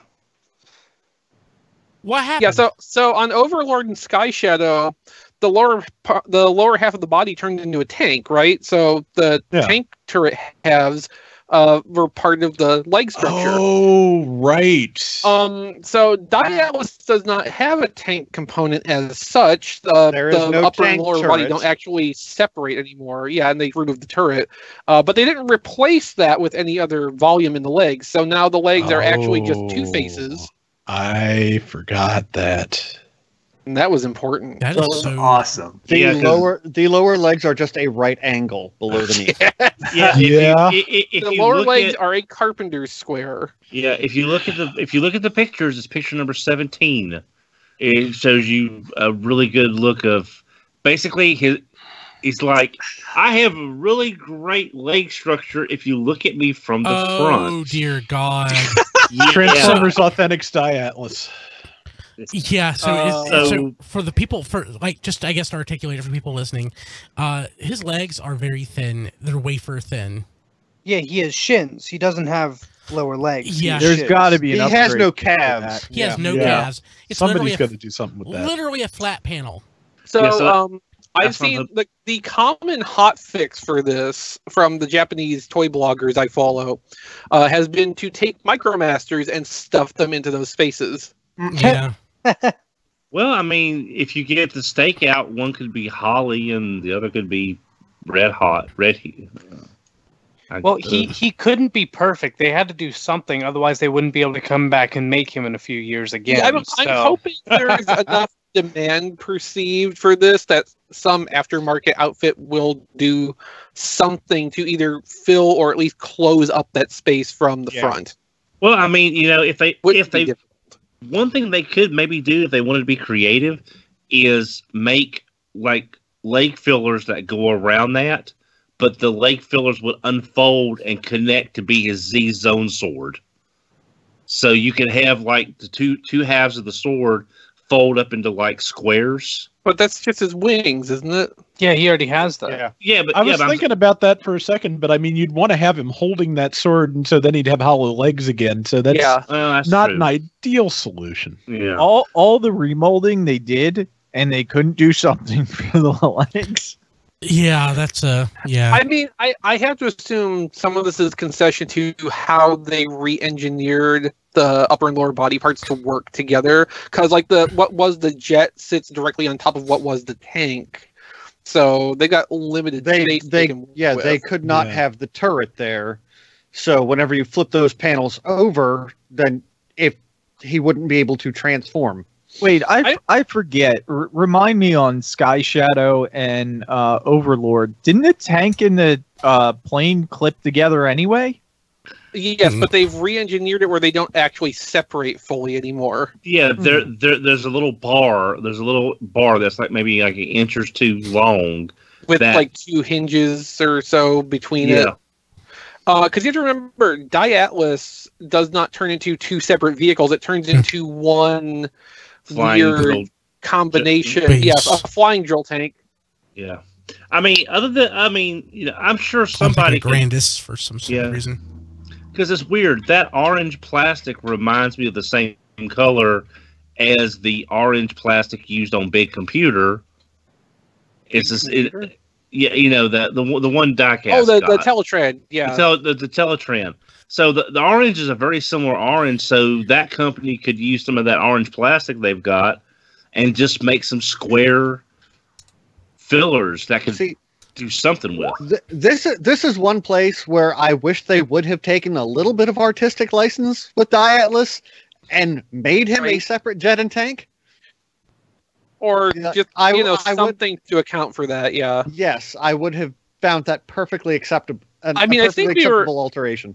I think we were expecting that it would be 2 separate vehicles, and they were just parking them on top of each other for the publicity photos. But a short run of even just like single panels that clip on for the robot mode, that's something that you could do via Shapeways or ideally maybe through Toy Hacks or even non-F if there's enough demand perceived, and that just depends on how they run their overhead. If a short run would not put them in the hole, it might still be something that's doable, even if it does seem like there's not going to be like a huge buyer base for it. We can hope, at least. Yeah. But he still looks great. It's just it's one problem with one figure out of the set. It's just arguably the most important one, and it's only from the knees down, and it's only from most angles. You can certainly pose it where it's not obvious because I've seen it done. And all the promotional photos. Because here's the thing. Up until 3 days ago. Yeah. But here's the thing. If you take, like on picture 15, you take Roadfire, nudge him over a little bit in front of Diatlas, his gun is big enough to block one entire leg by itself. The way that I'll pose it on my shelf, it will have smaller toys in front of it. So I guess it's not the worst thing in the world. I still just kind of hate it, though. Because I know what it looks like behind those Siege figures or whatever. Yes, it's certainly less than ideal. Yeah. Well, Chris, this is a good thing for Play with Photography. So you can do a photo shoot on how to make it look good from all the angles. Well, I can demonstrate the one angle it looks good from. Yeah. I'm not a magician, Don. I'm a photographer. Yeah. So let's go ahead and we already talked about it a little bit, but there's a trailer for the Bumblebee movie in its 80s form on VHS. And again, I don't think anybody who's received this actually has a working VCR to confirm the contents. But there's a trailer there, which I think is just a trailer for the movie that is playing up the available on VHS angle for the April Fool's mail out. Chris, I have a VHS player, so please get him to forward that to me, and I will verify the validity of. Well, I've got a working VCR too. I just don't have the tape. Yeah, I would also purchase that as a very rare collectible. Yeah. And did y'all notice the Be Kind? Please rewind. Please rewind. Yeah, I like that. That was nice. That takes me back. Yeah. Yep. So if you really like crappy movies and you really like statues, that costs a lot of money, and you have a lot of money to blow, Prime One Studios has something for you. I want to see the Venn diagram that covers that. I say crappy movies. It's way better than Age of Extinction. The Last Night is. It's less offensive, but I've kind of come around to Hey Mickey's thought on this, that it's also just a lot more dull. Yeah. Like I think most of us agreed that we thought it was a pretty good movie when it came out. But we were grading it as directly as compared to the previous Transformers movies, and on that scale specifically, yes, it's a better movie. For a Michael Bay Transformers movie, it's not. It's still not a good movie. It's still not a good movie. Yeah. There's something weird about it. It looks like something I would find in like Big Trouble in Little China. Yeah. Or an Indiana Jones, something with like, here's the problem with like a lot of these movie characters. If they don't transform, you don't realize they're a Transformer. Yeah, I mean, and that especially became a problem with movie 4 and 5. Yeah, so Drift here is very mechanical, and there are things that imply, hey, I do transform into a vehicle, but it also looks more humanoid than anything. It just makes it this non-Transformer-esque. Yeah, I mean, that could just as easily be based on the first, the 2014 Ninja Turtle movie Shredder. Mm-hmm. Yeah. You know what would have got me a lot more interested in this character statue? If it was RID 2015 Drift. Like in his launching mini-con phase pose where he's getting ready. Or even if it was just the Age of Extinction colors. The green one, yeah. Or if it was just affordable. And if you follow T-Formers on Twitter and just notice the story popping up again, it's totally not because I just noticed an HTML formatting issue that I decided to fix. I have no idea what you're talking about, Rob. So this is new to me. I didn't see this. Banana Force Limited, which I had no idea they existed. They didn't until like 5 days ago. Reveals MPL-01. Red Sharpshooter, unofficial fire convoy. Don, what do you think about this? Mine. It looks like a Revoltech. It doesn't look like a Transform. It doesn't transform. It doesn't. Yeah, it doesn't. It reminds me of the Brave Super Robot Jojoken figures, with the way the proportions, like Geki Ryujin or Choryujin. It's very Super Robot Jojoken. It's unlicensed flame toys. But basically. Yeah, I can see that too. It's a Gundam. Well, so I was going to make that point. So we complain or say so often that these third-party toys look like they have no soul, and they're Gundams more than characters. And I still feel that way with this one, but as a Japanese Transformer series, I kind of feel that way with the characters anyway. So yeah, because if you look at that cartoon, there is no soul in a lot of those designs. I mean, Skybite definitely, but like but that was something Hasbro designed. Yes.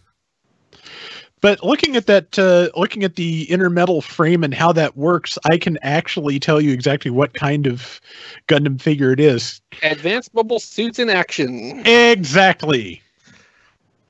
Although you could also just say it's a fixed figuration because those ended up just being skeletons that you put exchangeable armor onto.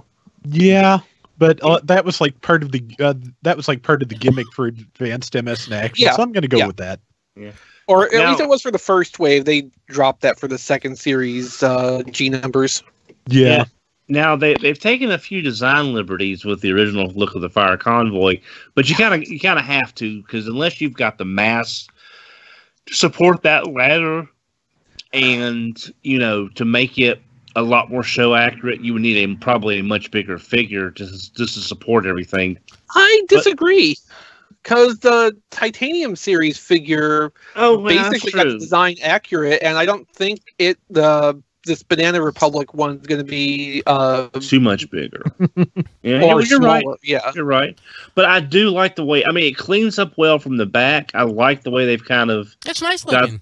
I mean, if the redesigns were intentional for like a specific vision they have, like this is what Fire Convoy looked like before he came to Earth and scanned a fire engine, for instance. What? I can totally get behind that. There's just other oddities, like they're using the Godfire Convoy head for the super mode instead of the actual Super Fire Convoy head. What do we think this is going to cost? Do we know? I don't think we have any information like that. Hopefully less than 100. I'm thinking 80 bucks. I was thinking 60. Yeah, 60 feels about right for this, I think. Don, get it. So I am.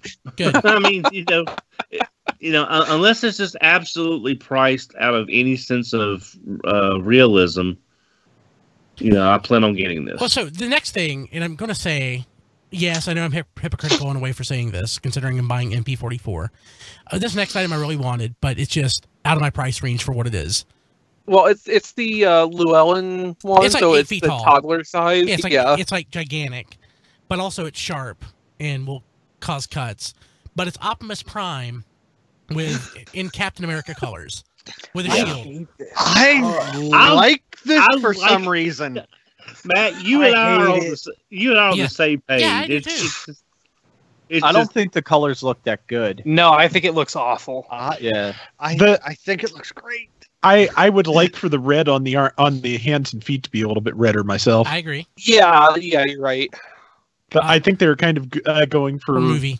Yeah. Movie, yeah. Red, brown, yeah. Optimus Prime throws his mighty Captain America. Yeah. Like this is like far and away from like my ideal Captain America, which is like Ron Garney Captain America. And this is that like giant knockoff that Diecast has too. It is. Yeah, it's over 2 feet tall. Yeah. I want the regular one. I don't want this one though. Yeah, the projected price, as noted in the T-Formers article, is like 20. 400 something. Yeah. Right. Yeah, But I don't like it that much. Yeah. Yeah. No. Yeah. But I mean, Seriously.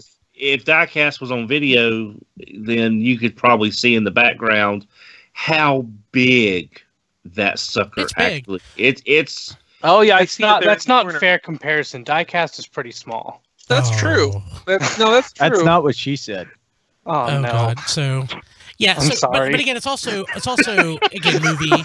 So the Shield has the movie look to it. It's and don't get me wrong. I think like Chris Evans has ascended to basically Christopher Reeve status, more or less. But I still prefer my comic, look with the wings and everything.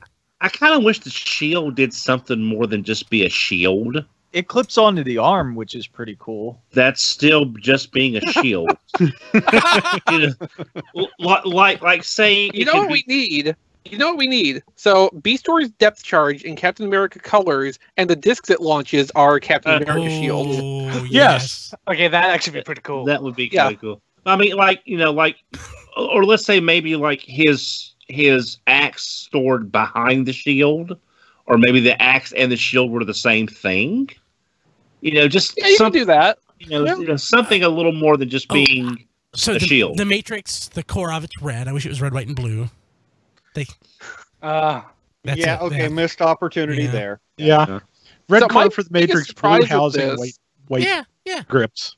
My biggest surprise with this was when I was looking this up for doing the show notes today.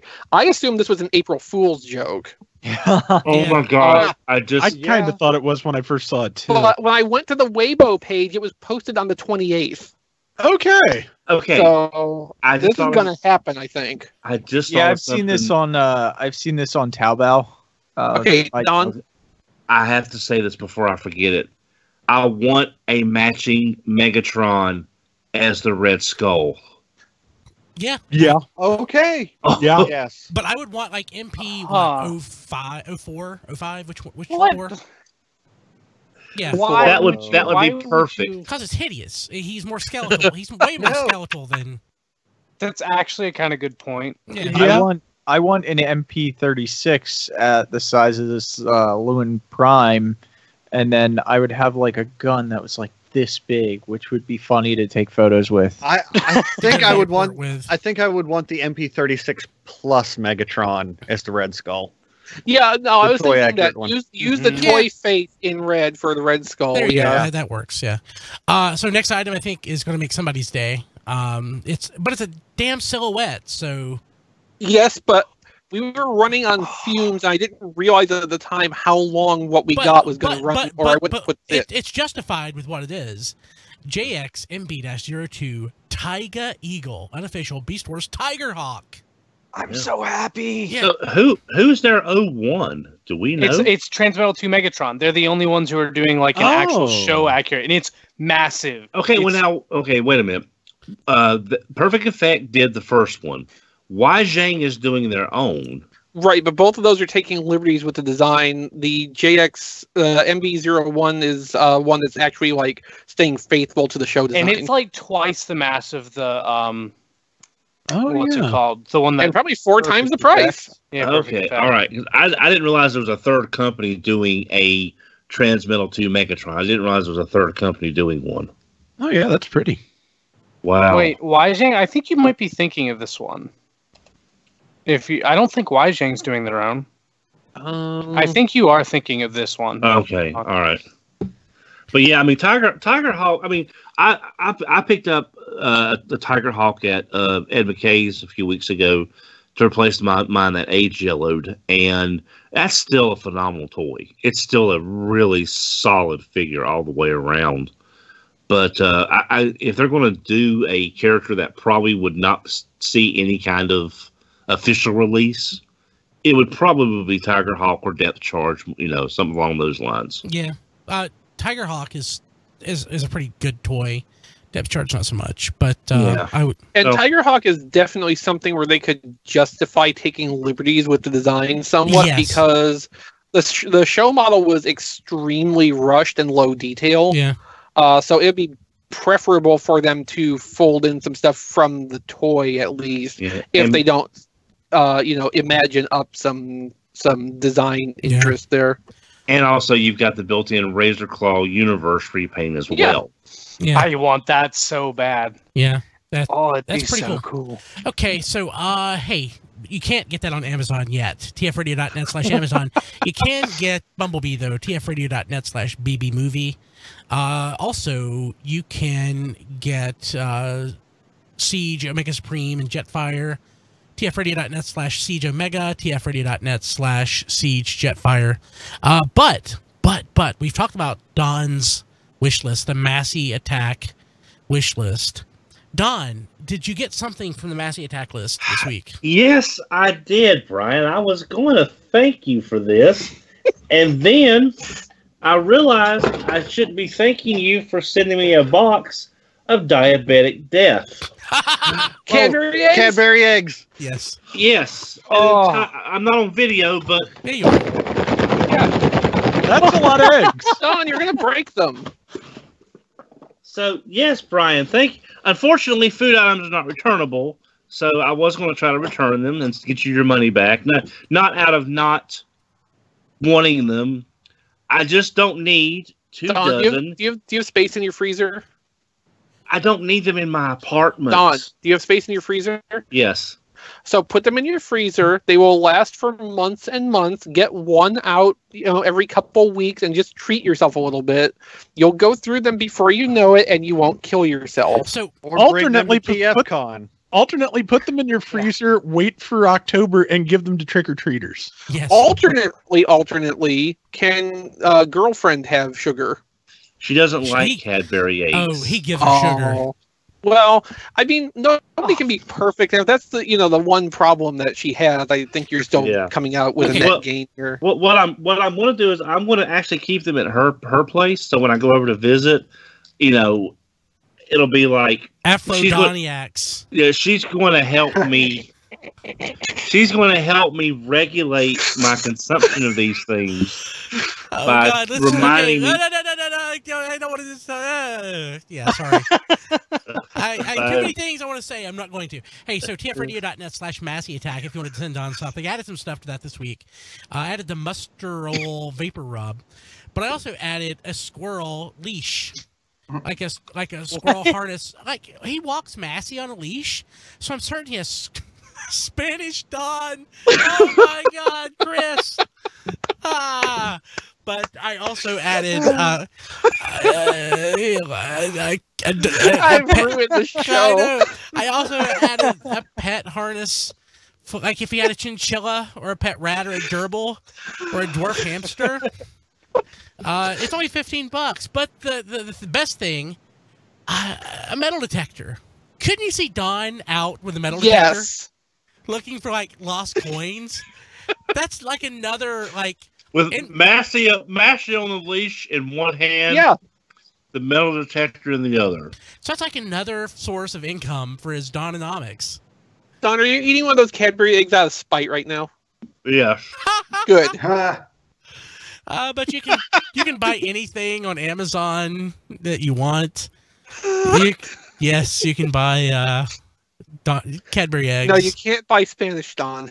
I was about to ask if you can buy That's Spanish. illegal. Well, now, granted, hey, just as a heads up, these are not. They are Cadbury cream eggs, but they're the Scream eggs. It's the same thing. They're just green. Yeah, I'm just saying they're not like Easter. You know, they're not the Easter ones. They're the Halloween ones. Halloween ones. Yeah, they're still good. Then you really could freeze them and give them away on Halloween if you wanted. Problem is, and I lived here for 20 years. I've had 4 trick-or-treaters in 20 years. Well, Yeah, give the whole sack away to I was gonna one say, if you each get them. one will be really that'll be- lucky. Yeah. Yeah. Hey, Yeah, the TFCon is in October. yes. The thing is, if you're going to do that, you want to make sure that you're actually going to move, like, before the next Halloween, because when you start giving out Cadbury eggs to trick-or-treaters, you become a legend, and then everybody will come, and you don't want that to happen. No. Make that the next tenant's problem. Also, buy a shirt, tfradio.net/shirts. We have the Deep Toff Club. I'm a G1 gal like Erica is wearing right now. Yeah, so until yesterday I was wearing my G2 Robots Collector shirt. I need the Toys of Giant Robots from Outer Space. I don't actually own that one. My anti-drug shirt. I need to get that. Yeah. A lot of great shirts. The Master Stats. TFradio.net/shirts. Yes. Gotcha. Lots of great shirts. The Master Stats. It's in stock. Ready to ship. Technically, they're all in stock. TFRD.net/shirts. Hey, Rob, what's going on T-Formers this week? Mainly just my gallery and review for Siege Starscream, which I kind of like despite itself. It's got some of the best engineering in Siege, and for my money, that actually does make up for the fact that it looks, as I put in the review, like an HD remaster of a Nintendo 64 game with the proportions it has. Because I mean, if you look at the body on that thing, just all the shape, the aspect ratio is wrong. Yeah, and all the shape has just been bled out of Starscream's character model. It's really kind of sad in that respect. But despite that, it has the best articulation I've seen in Siege yet. It's nice and posable, and I kind of hope with this, mold family thing we've had going on, that this inherited engineering, that we get a better looking jet out of this engineering sometime, because it could really stand I could really stand to see something else done with this. And I hate to say it, but if Thundercracker happens to come out with a pinned version of that chest, I may look into getting that. Now, have we heard anything else about the validity of this running change? No confirmation on that yet. But that's, I'll put it this way: if somebody actually went to the effort to present that as a hoax, that's a lame hoax. That is a lot of effort for a news story that fascinated maybe 4 people, and most of them are here. Yeah. Yeah. Anything else? No, that's it. That's sweet. Okay, so you can find us on Twitter at TF Radio, like us on Facebook at facebook.com/TF Radio. Leave us a voicemail, 931-99-GO-BOT. That's 931-994-6268. Let's see here. Rob Springer's on Twitter at RoboRobSpringer. He's also at zonebase.org. I think we're going to have a new episode of the Zone Base podcast next week. Yeah, he decided to hold off on the first week of the month so he could get his thoughts together. He also had his birthday stuff to go through, so I'm certain he'll recount some of the awesome stuff he got. So, I'm on Twitter at at BKilby. I'm at TF Radio. You're partly at TF Radio. Yeah, it's true. I am also on the Instagrams at Brian Kilby. So Instagram.com/Brian Kilby. And I think that is it. You can find this episode at tfradio.net/616 with show notes. Find us on the YouTubes at Radio Free Cybertron. Diecast. How do people get a hold of you? First thing I want you to do, please follow me on Facebook at Reviews by Diecast. Who uses Second Facebook thing. anymore? Well, Yeah. they're starting to allow people to put up videos, so they're gonna start competing against YouTube. They've had video for years. Well, they're gonna allow you to monetize it. They're paying people to try to get them to move over. They're now. not paying us, so I don't care. They will. yeah. They will. But yeah, that's the first thing. Please follow me on Facebook, Reviews by Diecast. Second, check out tfradio.net/reviews. You can see my Megatron review that just went up.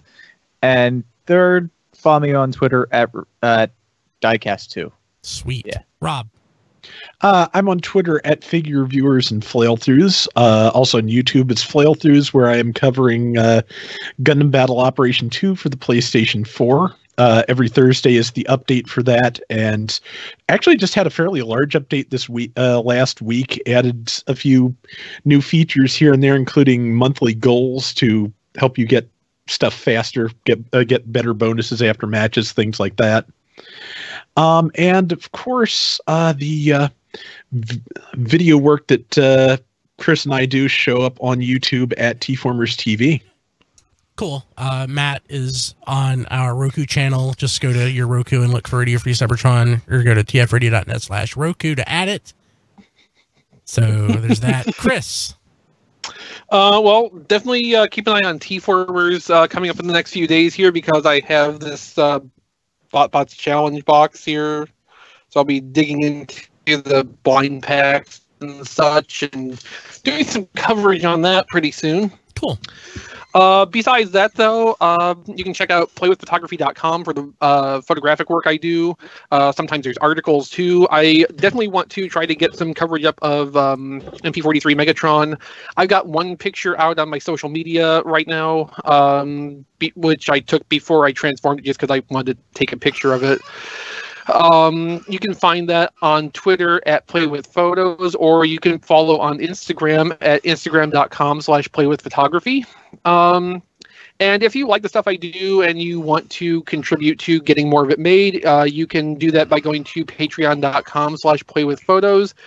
You can back me for as little as $2 per month, and every little bit helps get more stuff out there. And if for whatever reason you want to follow me personally, although I can't imagine why, I'm on Twitter at ChrisRTXB. Cool. Don. One thing I'm going to bring up real quick is one thing I forgot to get that I got this week was my Rebel Tech Gambit.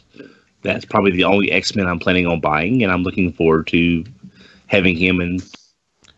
So you can find Don on Twitter at Rebel Tech Gambit. Or hashtag Spanish Don. Eric. You can find me at your local Red Lobster admiring all the bisques. Or you know. Or you can go over to Nerdy Geek Talk, the podcast network I have. Steel City Bots is the main show over there. All that good stuff, wherever you listen to podcasts. Also at Eric Crowbar on Twitter, at Aramis Prime on Instagram, and Eric Crownover on YouTube. So, yeah. John. Where's Jason's stuff? Oh, Jason's at JasonSKirk.com. Yeah. And on Twitter and stuff. And podvocacy.com. John. That John D everywhere. Excellent. Except LinkedIn. Yeah, I'm a grown up on LinkedIn. Sorry. How dare you? Yeah. Okay, we'll be back next week. Have a good one.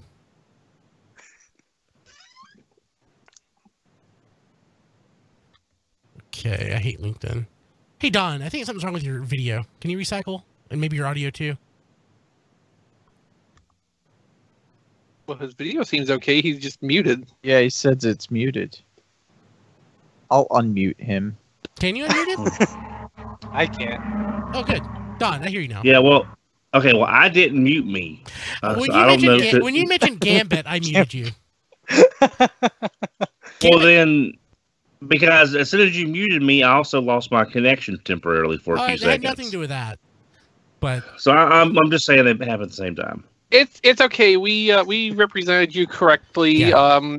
At Revoltech Gambit on Twitter. Hashtag Spanish Don. Spanish Don. Yeah. Gee, thanks. eBay. Why did you get Gambit? Gambit is like the worst X-Men ever. Because he's just super excited thank you for his so much, movie. Brian. He's just so excited for the movie No. that's never coming. The reason is because this is a very silly reason, but when I played the X-Men game, I liked playing Gambit because he had a really great power set, and I could hold my own against a lot more experienced players. What does he say when he does his move? John. I don't remember. In Marvel, Which X-Men game? What game are we talking about? X-Men versus Street Fighter. Yeah, because basically his Something kinetic card, flush something allowed card. Genetic card? kinetic kinetic card. card. Kinetic card. Yeah. Oh, yeah. But I like Kinetic card. Yeah, but I'm just saying I was able to actually hold my own against better players because of the Royal Flush move. And again, he just looks great. And When I play X-Men Legends, I never use Gambit because he's underpowered and sucks. God. Well, but I don't plan on getting any other figures unless they do a decent looking Jubilee. Because I mean that's really I mean I liked him in the anime the Fox Kids series. But that's about it. Let's see here. But he was about $20 cheaper from Amazon Japan than anywhere else. So that was nice. Yeah. Worst X-Men ever. Worst. What, Fox X-Men? I don't know. There have been some pretty bad X-Men. Yeah. Well, John, I have a question. The for 90s you. did happen, Brian. Yes. Who'd be worse? Who's worse than Gambit? Maggot. Oh. Oh, got you there. Oh, yeah. All right, John, explain to me the differences in the new Sega systems. What You mean the mini Genesis? Yeah, there's two versions, and one there's comes with a six button One's pad. Japanese, And one's Yeah. yeah. Yeah, it's just the territories. Japanese is coming with a 6-button controller, and the American version is coming with 3-button. They'll also have a different game set. How do you play any fighting games? Well, there won't be a fighting game probably on the American version then. As I recall, the way that Street Fighter 2 worked, if you only had the 3-button control, was to use to switch between punches and which kicks. is horrible. Yes. Yes. I mean, those are good ports, especially for the Genesis. But if there's going to be a fighting game on it, my guess is it's going to be God, I've got the Sega CD game right here. I can't think of the name of it. Eternal Champions. Eternal Champions, yeah. Ooh. But that's probably the one. I think I used to love that game. Was Bloody Roar on Sega? Because I have the first one of those. No, that's PlayStation, right? Yeah, Bloody Roar. Sounds Yeah, it's right. a 3D game. If you're talking about Primal Rage, that is on the Genesis. Bloody Roar, though, it couldn't run on the Genesis. It's a 32-bit game. Oh, is there really a Genesis port of Primal Rage? I forgot about that. Yeah. Dear God, what's that like? Sure. It's competent. I mean, it's a 2D game. I mean, so it's not like there's. Yeah. I mean, there's Mortal Kombat 2 on the Game Boy, so yeah. I mean, I think there's even like anything can happen. I think there's even a version of Clay Fighters for the. So I mean, it's. I think I had Primal Rage for the Genesis. God, I miss my Sega Genesis. Mine's right here. well, I've still got my JVC XI. I just don't have it hooked up, but I've still got it. I remember Don was with me at the game store down the road, and we were talking about the JVC XI, and I don't think the guy had a clue what Don was talking about. Yeah. I didn't know what a JVC was. Well, yeah. Apparently, that was like the corporate world's shortest joint venture. it wasn't a joint venture. It's like. Oh, I thought it was. It's all off the shelf parts. I mean, you don't need to license Genesis hardware because they just used the 68,000 chip like that. You can just make a Genesis. Okay. Yeah, it's not like the Super Nintendo where you would have to license it or wait for the patent to expire. The Genesis is just all off the shelf components. It's effectively like building a computer. You just go buy it and you have it. Not that you could build a Genesis, but Aw, killed my hopes. Well, tell that to Con. So, actually, since I want to plug it, so I forgot who. I think it was Triplet shared it to Twitter. I did get the C64 Mini, and I don't know why. It was $30. That's why. Yeah. Did you ever get that handheld Oregon Trail? No. Oh. I'll tell you something I did get though. But here's the PlayStation, which I also paid like $30 for. So you overpaid. You overpaid. Awesome. So for Christmas, I got the girls like the Retro FC handheld. Basically, it's a cheap Famiclone handheld system with like 166 games on it. It plays them okay, and the hardware's okay. But for $20, you really can't complain. I forgot what I got myself. I got myself something similar, but it's kind of junky. I ended up buying the Go Retro by RetroBet, which is, I think, a superior system as far as like the feel of it. It was like $25, and it has licensed games on it. The games are licensed. It has a lot of Capcom games on it, but it also has a version of Tetris that you can't only get on this. I'm sure the ROM has been dumped by this point, but the licensed real version of Tetris first launched on the RetroBet, the Go Retro console. But apparently somebody is making like a super premium Famiclone handheld system called the BitBoy. It has like a really nice IPS LCD display on it. And it goes for the exorbitant sum of $40. Wow. Yeah, so it doesn't. It's the version 2. Version 1 came with ROMs. Version 2 doesn't. It has an SD card slot, so you load your own ROMs on it. But it has like It has Nintendo MAME on it. It has Game Boy Color, I think Game Boy Advance, and a couple other emulators. But I have one of those coming. It's apparently really, really nice. So Ronma Supreme asks, does Brian have Keurig cups on display behind him? Well, they're not really intentionally on display. It's just easy access for my Keurig over So yes, here. You do have Keurig cups behind you. Yes. Yeah, that's just because this is what is that sitting in front of the Keurig cups from our angle? Yeah, those. This? 1986. No, there's a stack of something there. 1986 Muppet Babies. Muppet Babies gone. Oh, wow. Yeah. Stack of stuff. What are you talking about? Like your hand's right by it. This? Up. That's Gonzo. Okay, next to Gonzo. K-Cups. Oh, okay, so those are all K-Cups. Yeah. Okay. Because one thing I saw at the store, we talked about video games. I think I found what could be my version of Funko Pops. Is those little tabletop arcade games that cost about $20? Yeah. Because they now have Dig Dug, and Dig Dug is one of my favorite games of all time, and I'm tempted to get that next time I sell some eBay stuff. I think those. I looked at them. I don't think they're ROMs. I think they've been programmed specific. I'm talking out my butt here, but they look like they've been programmed specifically for that handheld system because it looks different to me. It may just be the really low res screen on it. I was going to buy the Qbert one, but when I really got to and looked at it, I couldn't bring myself to it. It just didn't something just seemed off about it. Because I picked up my girlfriend the Miss Pac-Man, and because she loves Miss Pac-Man, and her tablet was being repaired out of town by the warranty company, so she had nothing to really do. She broke the screen out of frustration at playing Miss Pac-Man on it. No, actually, she was trying to dodge her cat stepping on her cat, and then she dropped it on the edge, and it cracked a little part of the screen. I thought you were going to say she dropped it on the cat. So I got her the Miss Pac-Man to give her something to do while her tablet was being fixed, and I picked up the Fix-It Felix Jr. That's what you got her to give her to do. Well, she likes Miss Pac-Man. Okay. Why didn't you just get her like a Rubik's Cube, Don? Or the electronic battleship.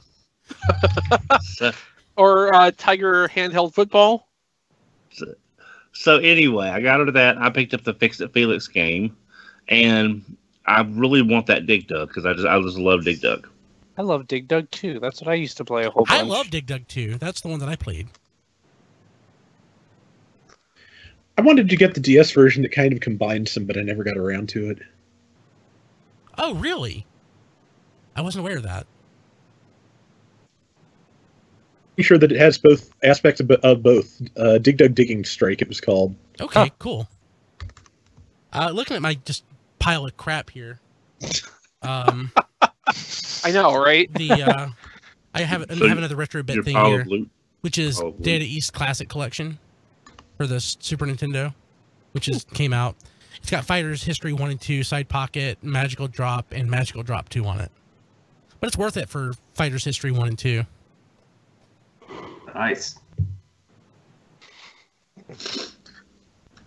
My retro, I'll show it. My retro collection is pretty small. When it's all said and done, like that's like my collection of games right there.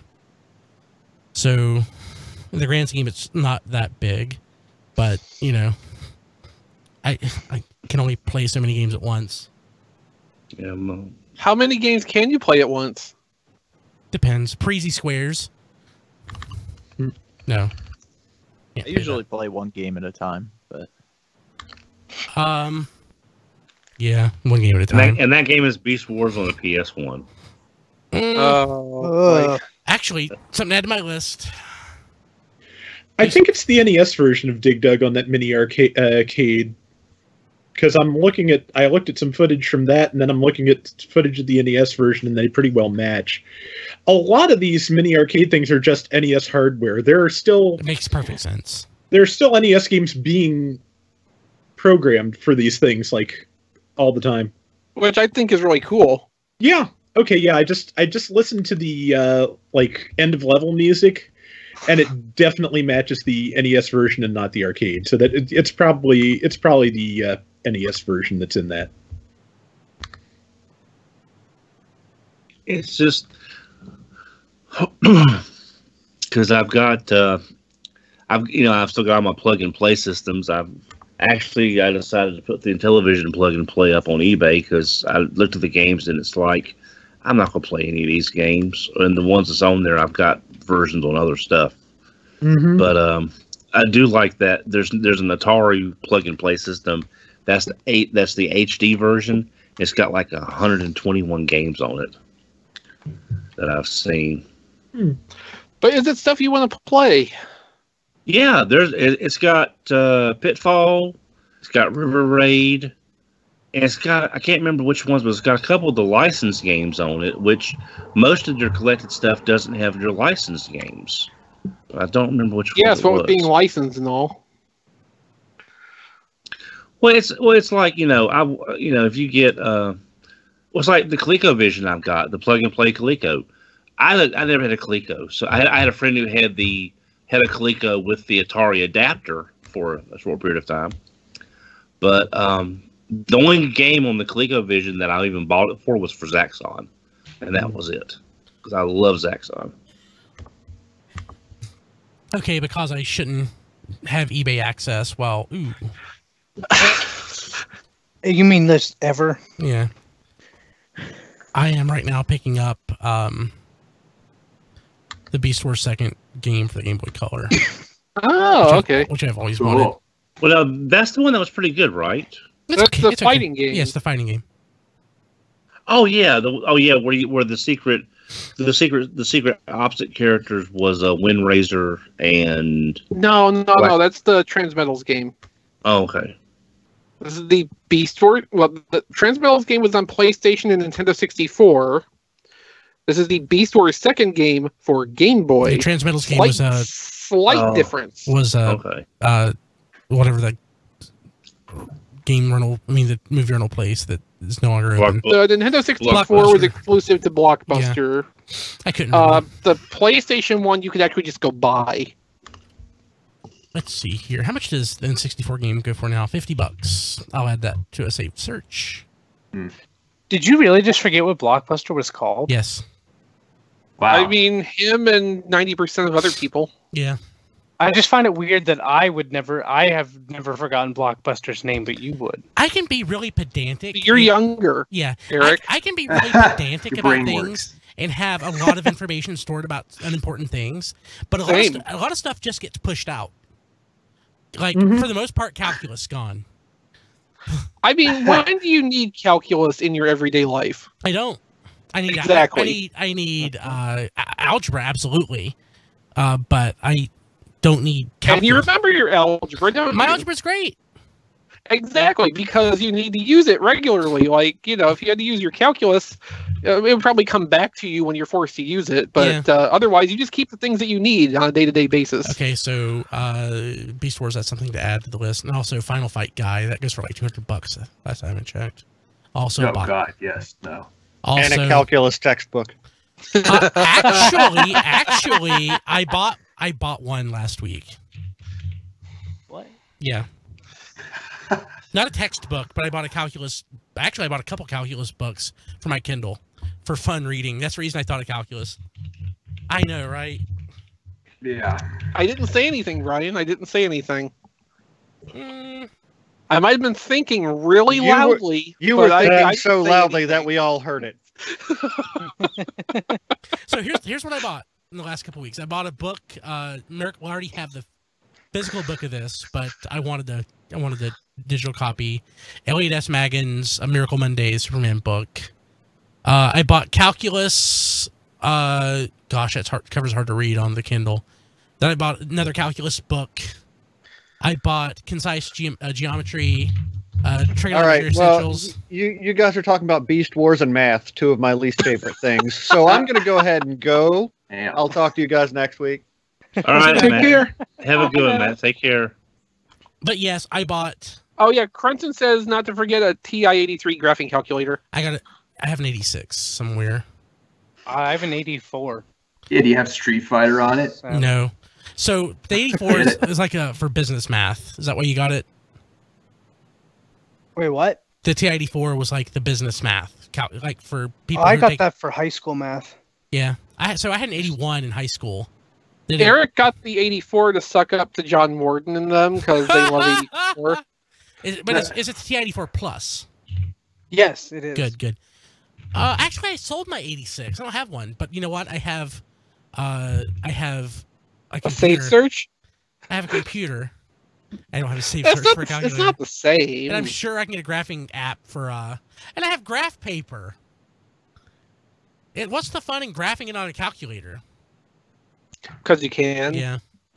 Well, I mean, so like, admittedly, my graph paper has like 80 lines across and probably 200 up and down. So I can only be so discreet when it comes to graphing out something. Yeah, but I bought like 5 math books last week. That's pretty sad. That's kind of on brand for you, though. It is on brand for me. Was there another math book? So here's some stuff from a Humble Bundle. Some comic stuff. The calculator draws smoother radii. Yeah, probably so. Yeah. Oh, of course. I've got not Maple R. I've got R on my Raspberry Pi if I wanted to use that. John, I thought you were kidding. No, you can put all kinds of games on TI calculators. All kinds of stuff you just download and put on your calculator. Yeah, I could swear about 20 years ago, Kilby was telling me about putting a version of Mario on a graphing calculator. I never did that, but I could see myself doing it. I think I actually had Mario on my calculator in high school. I think someone had found that. Like, if I had anything on my calculator, I programmed it myself, and it wasn't a game.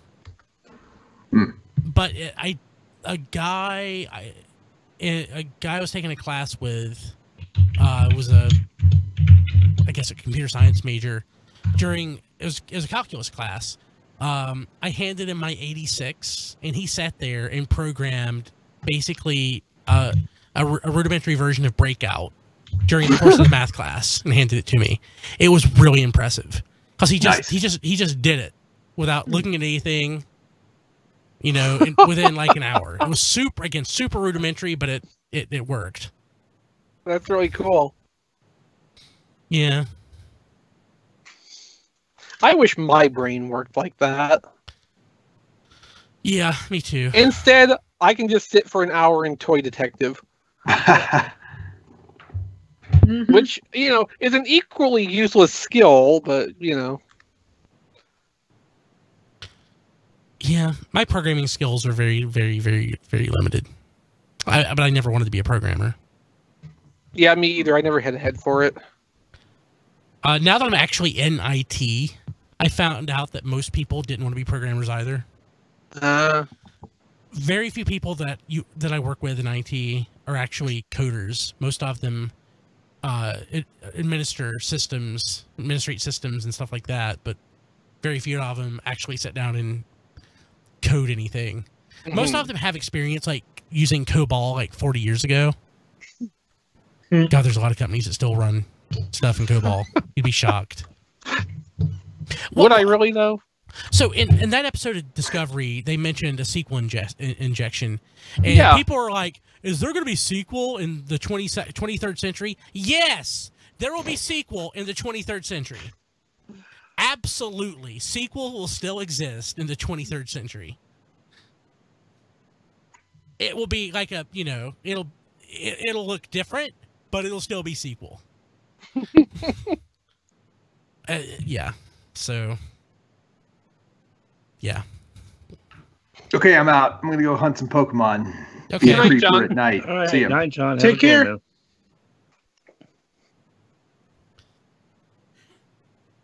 Yeah.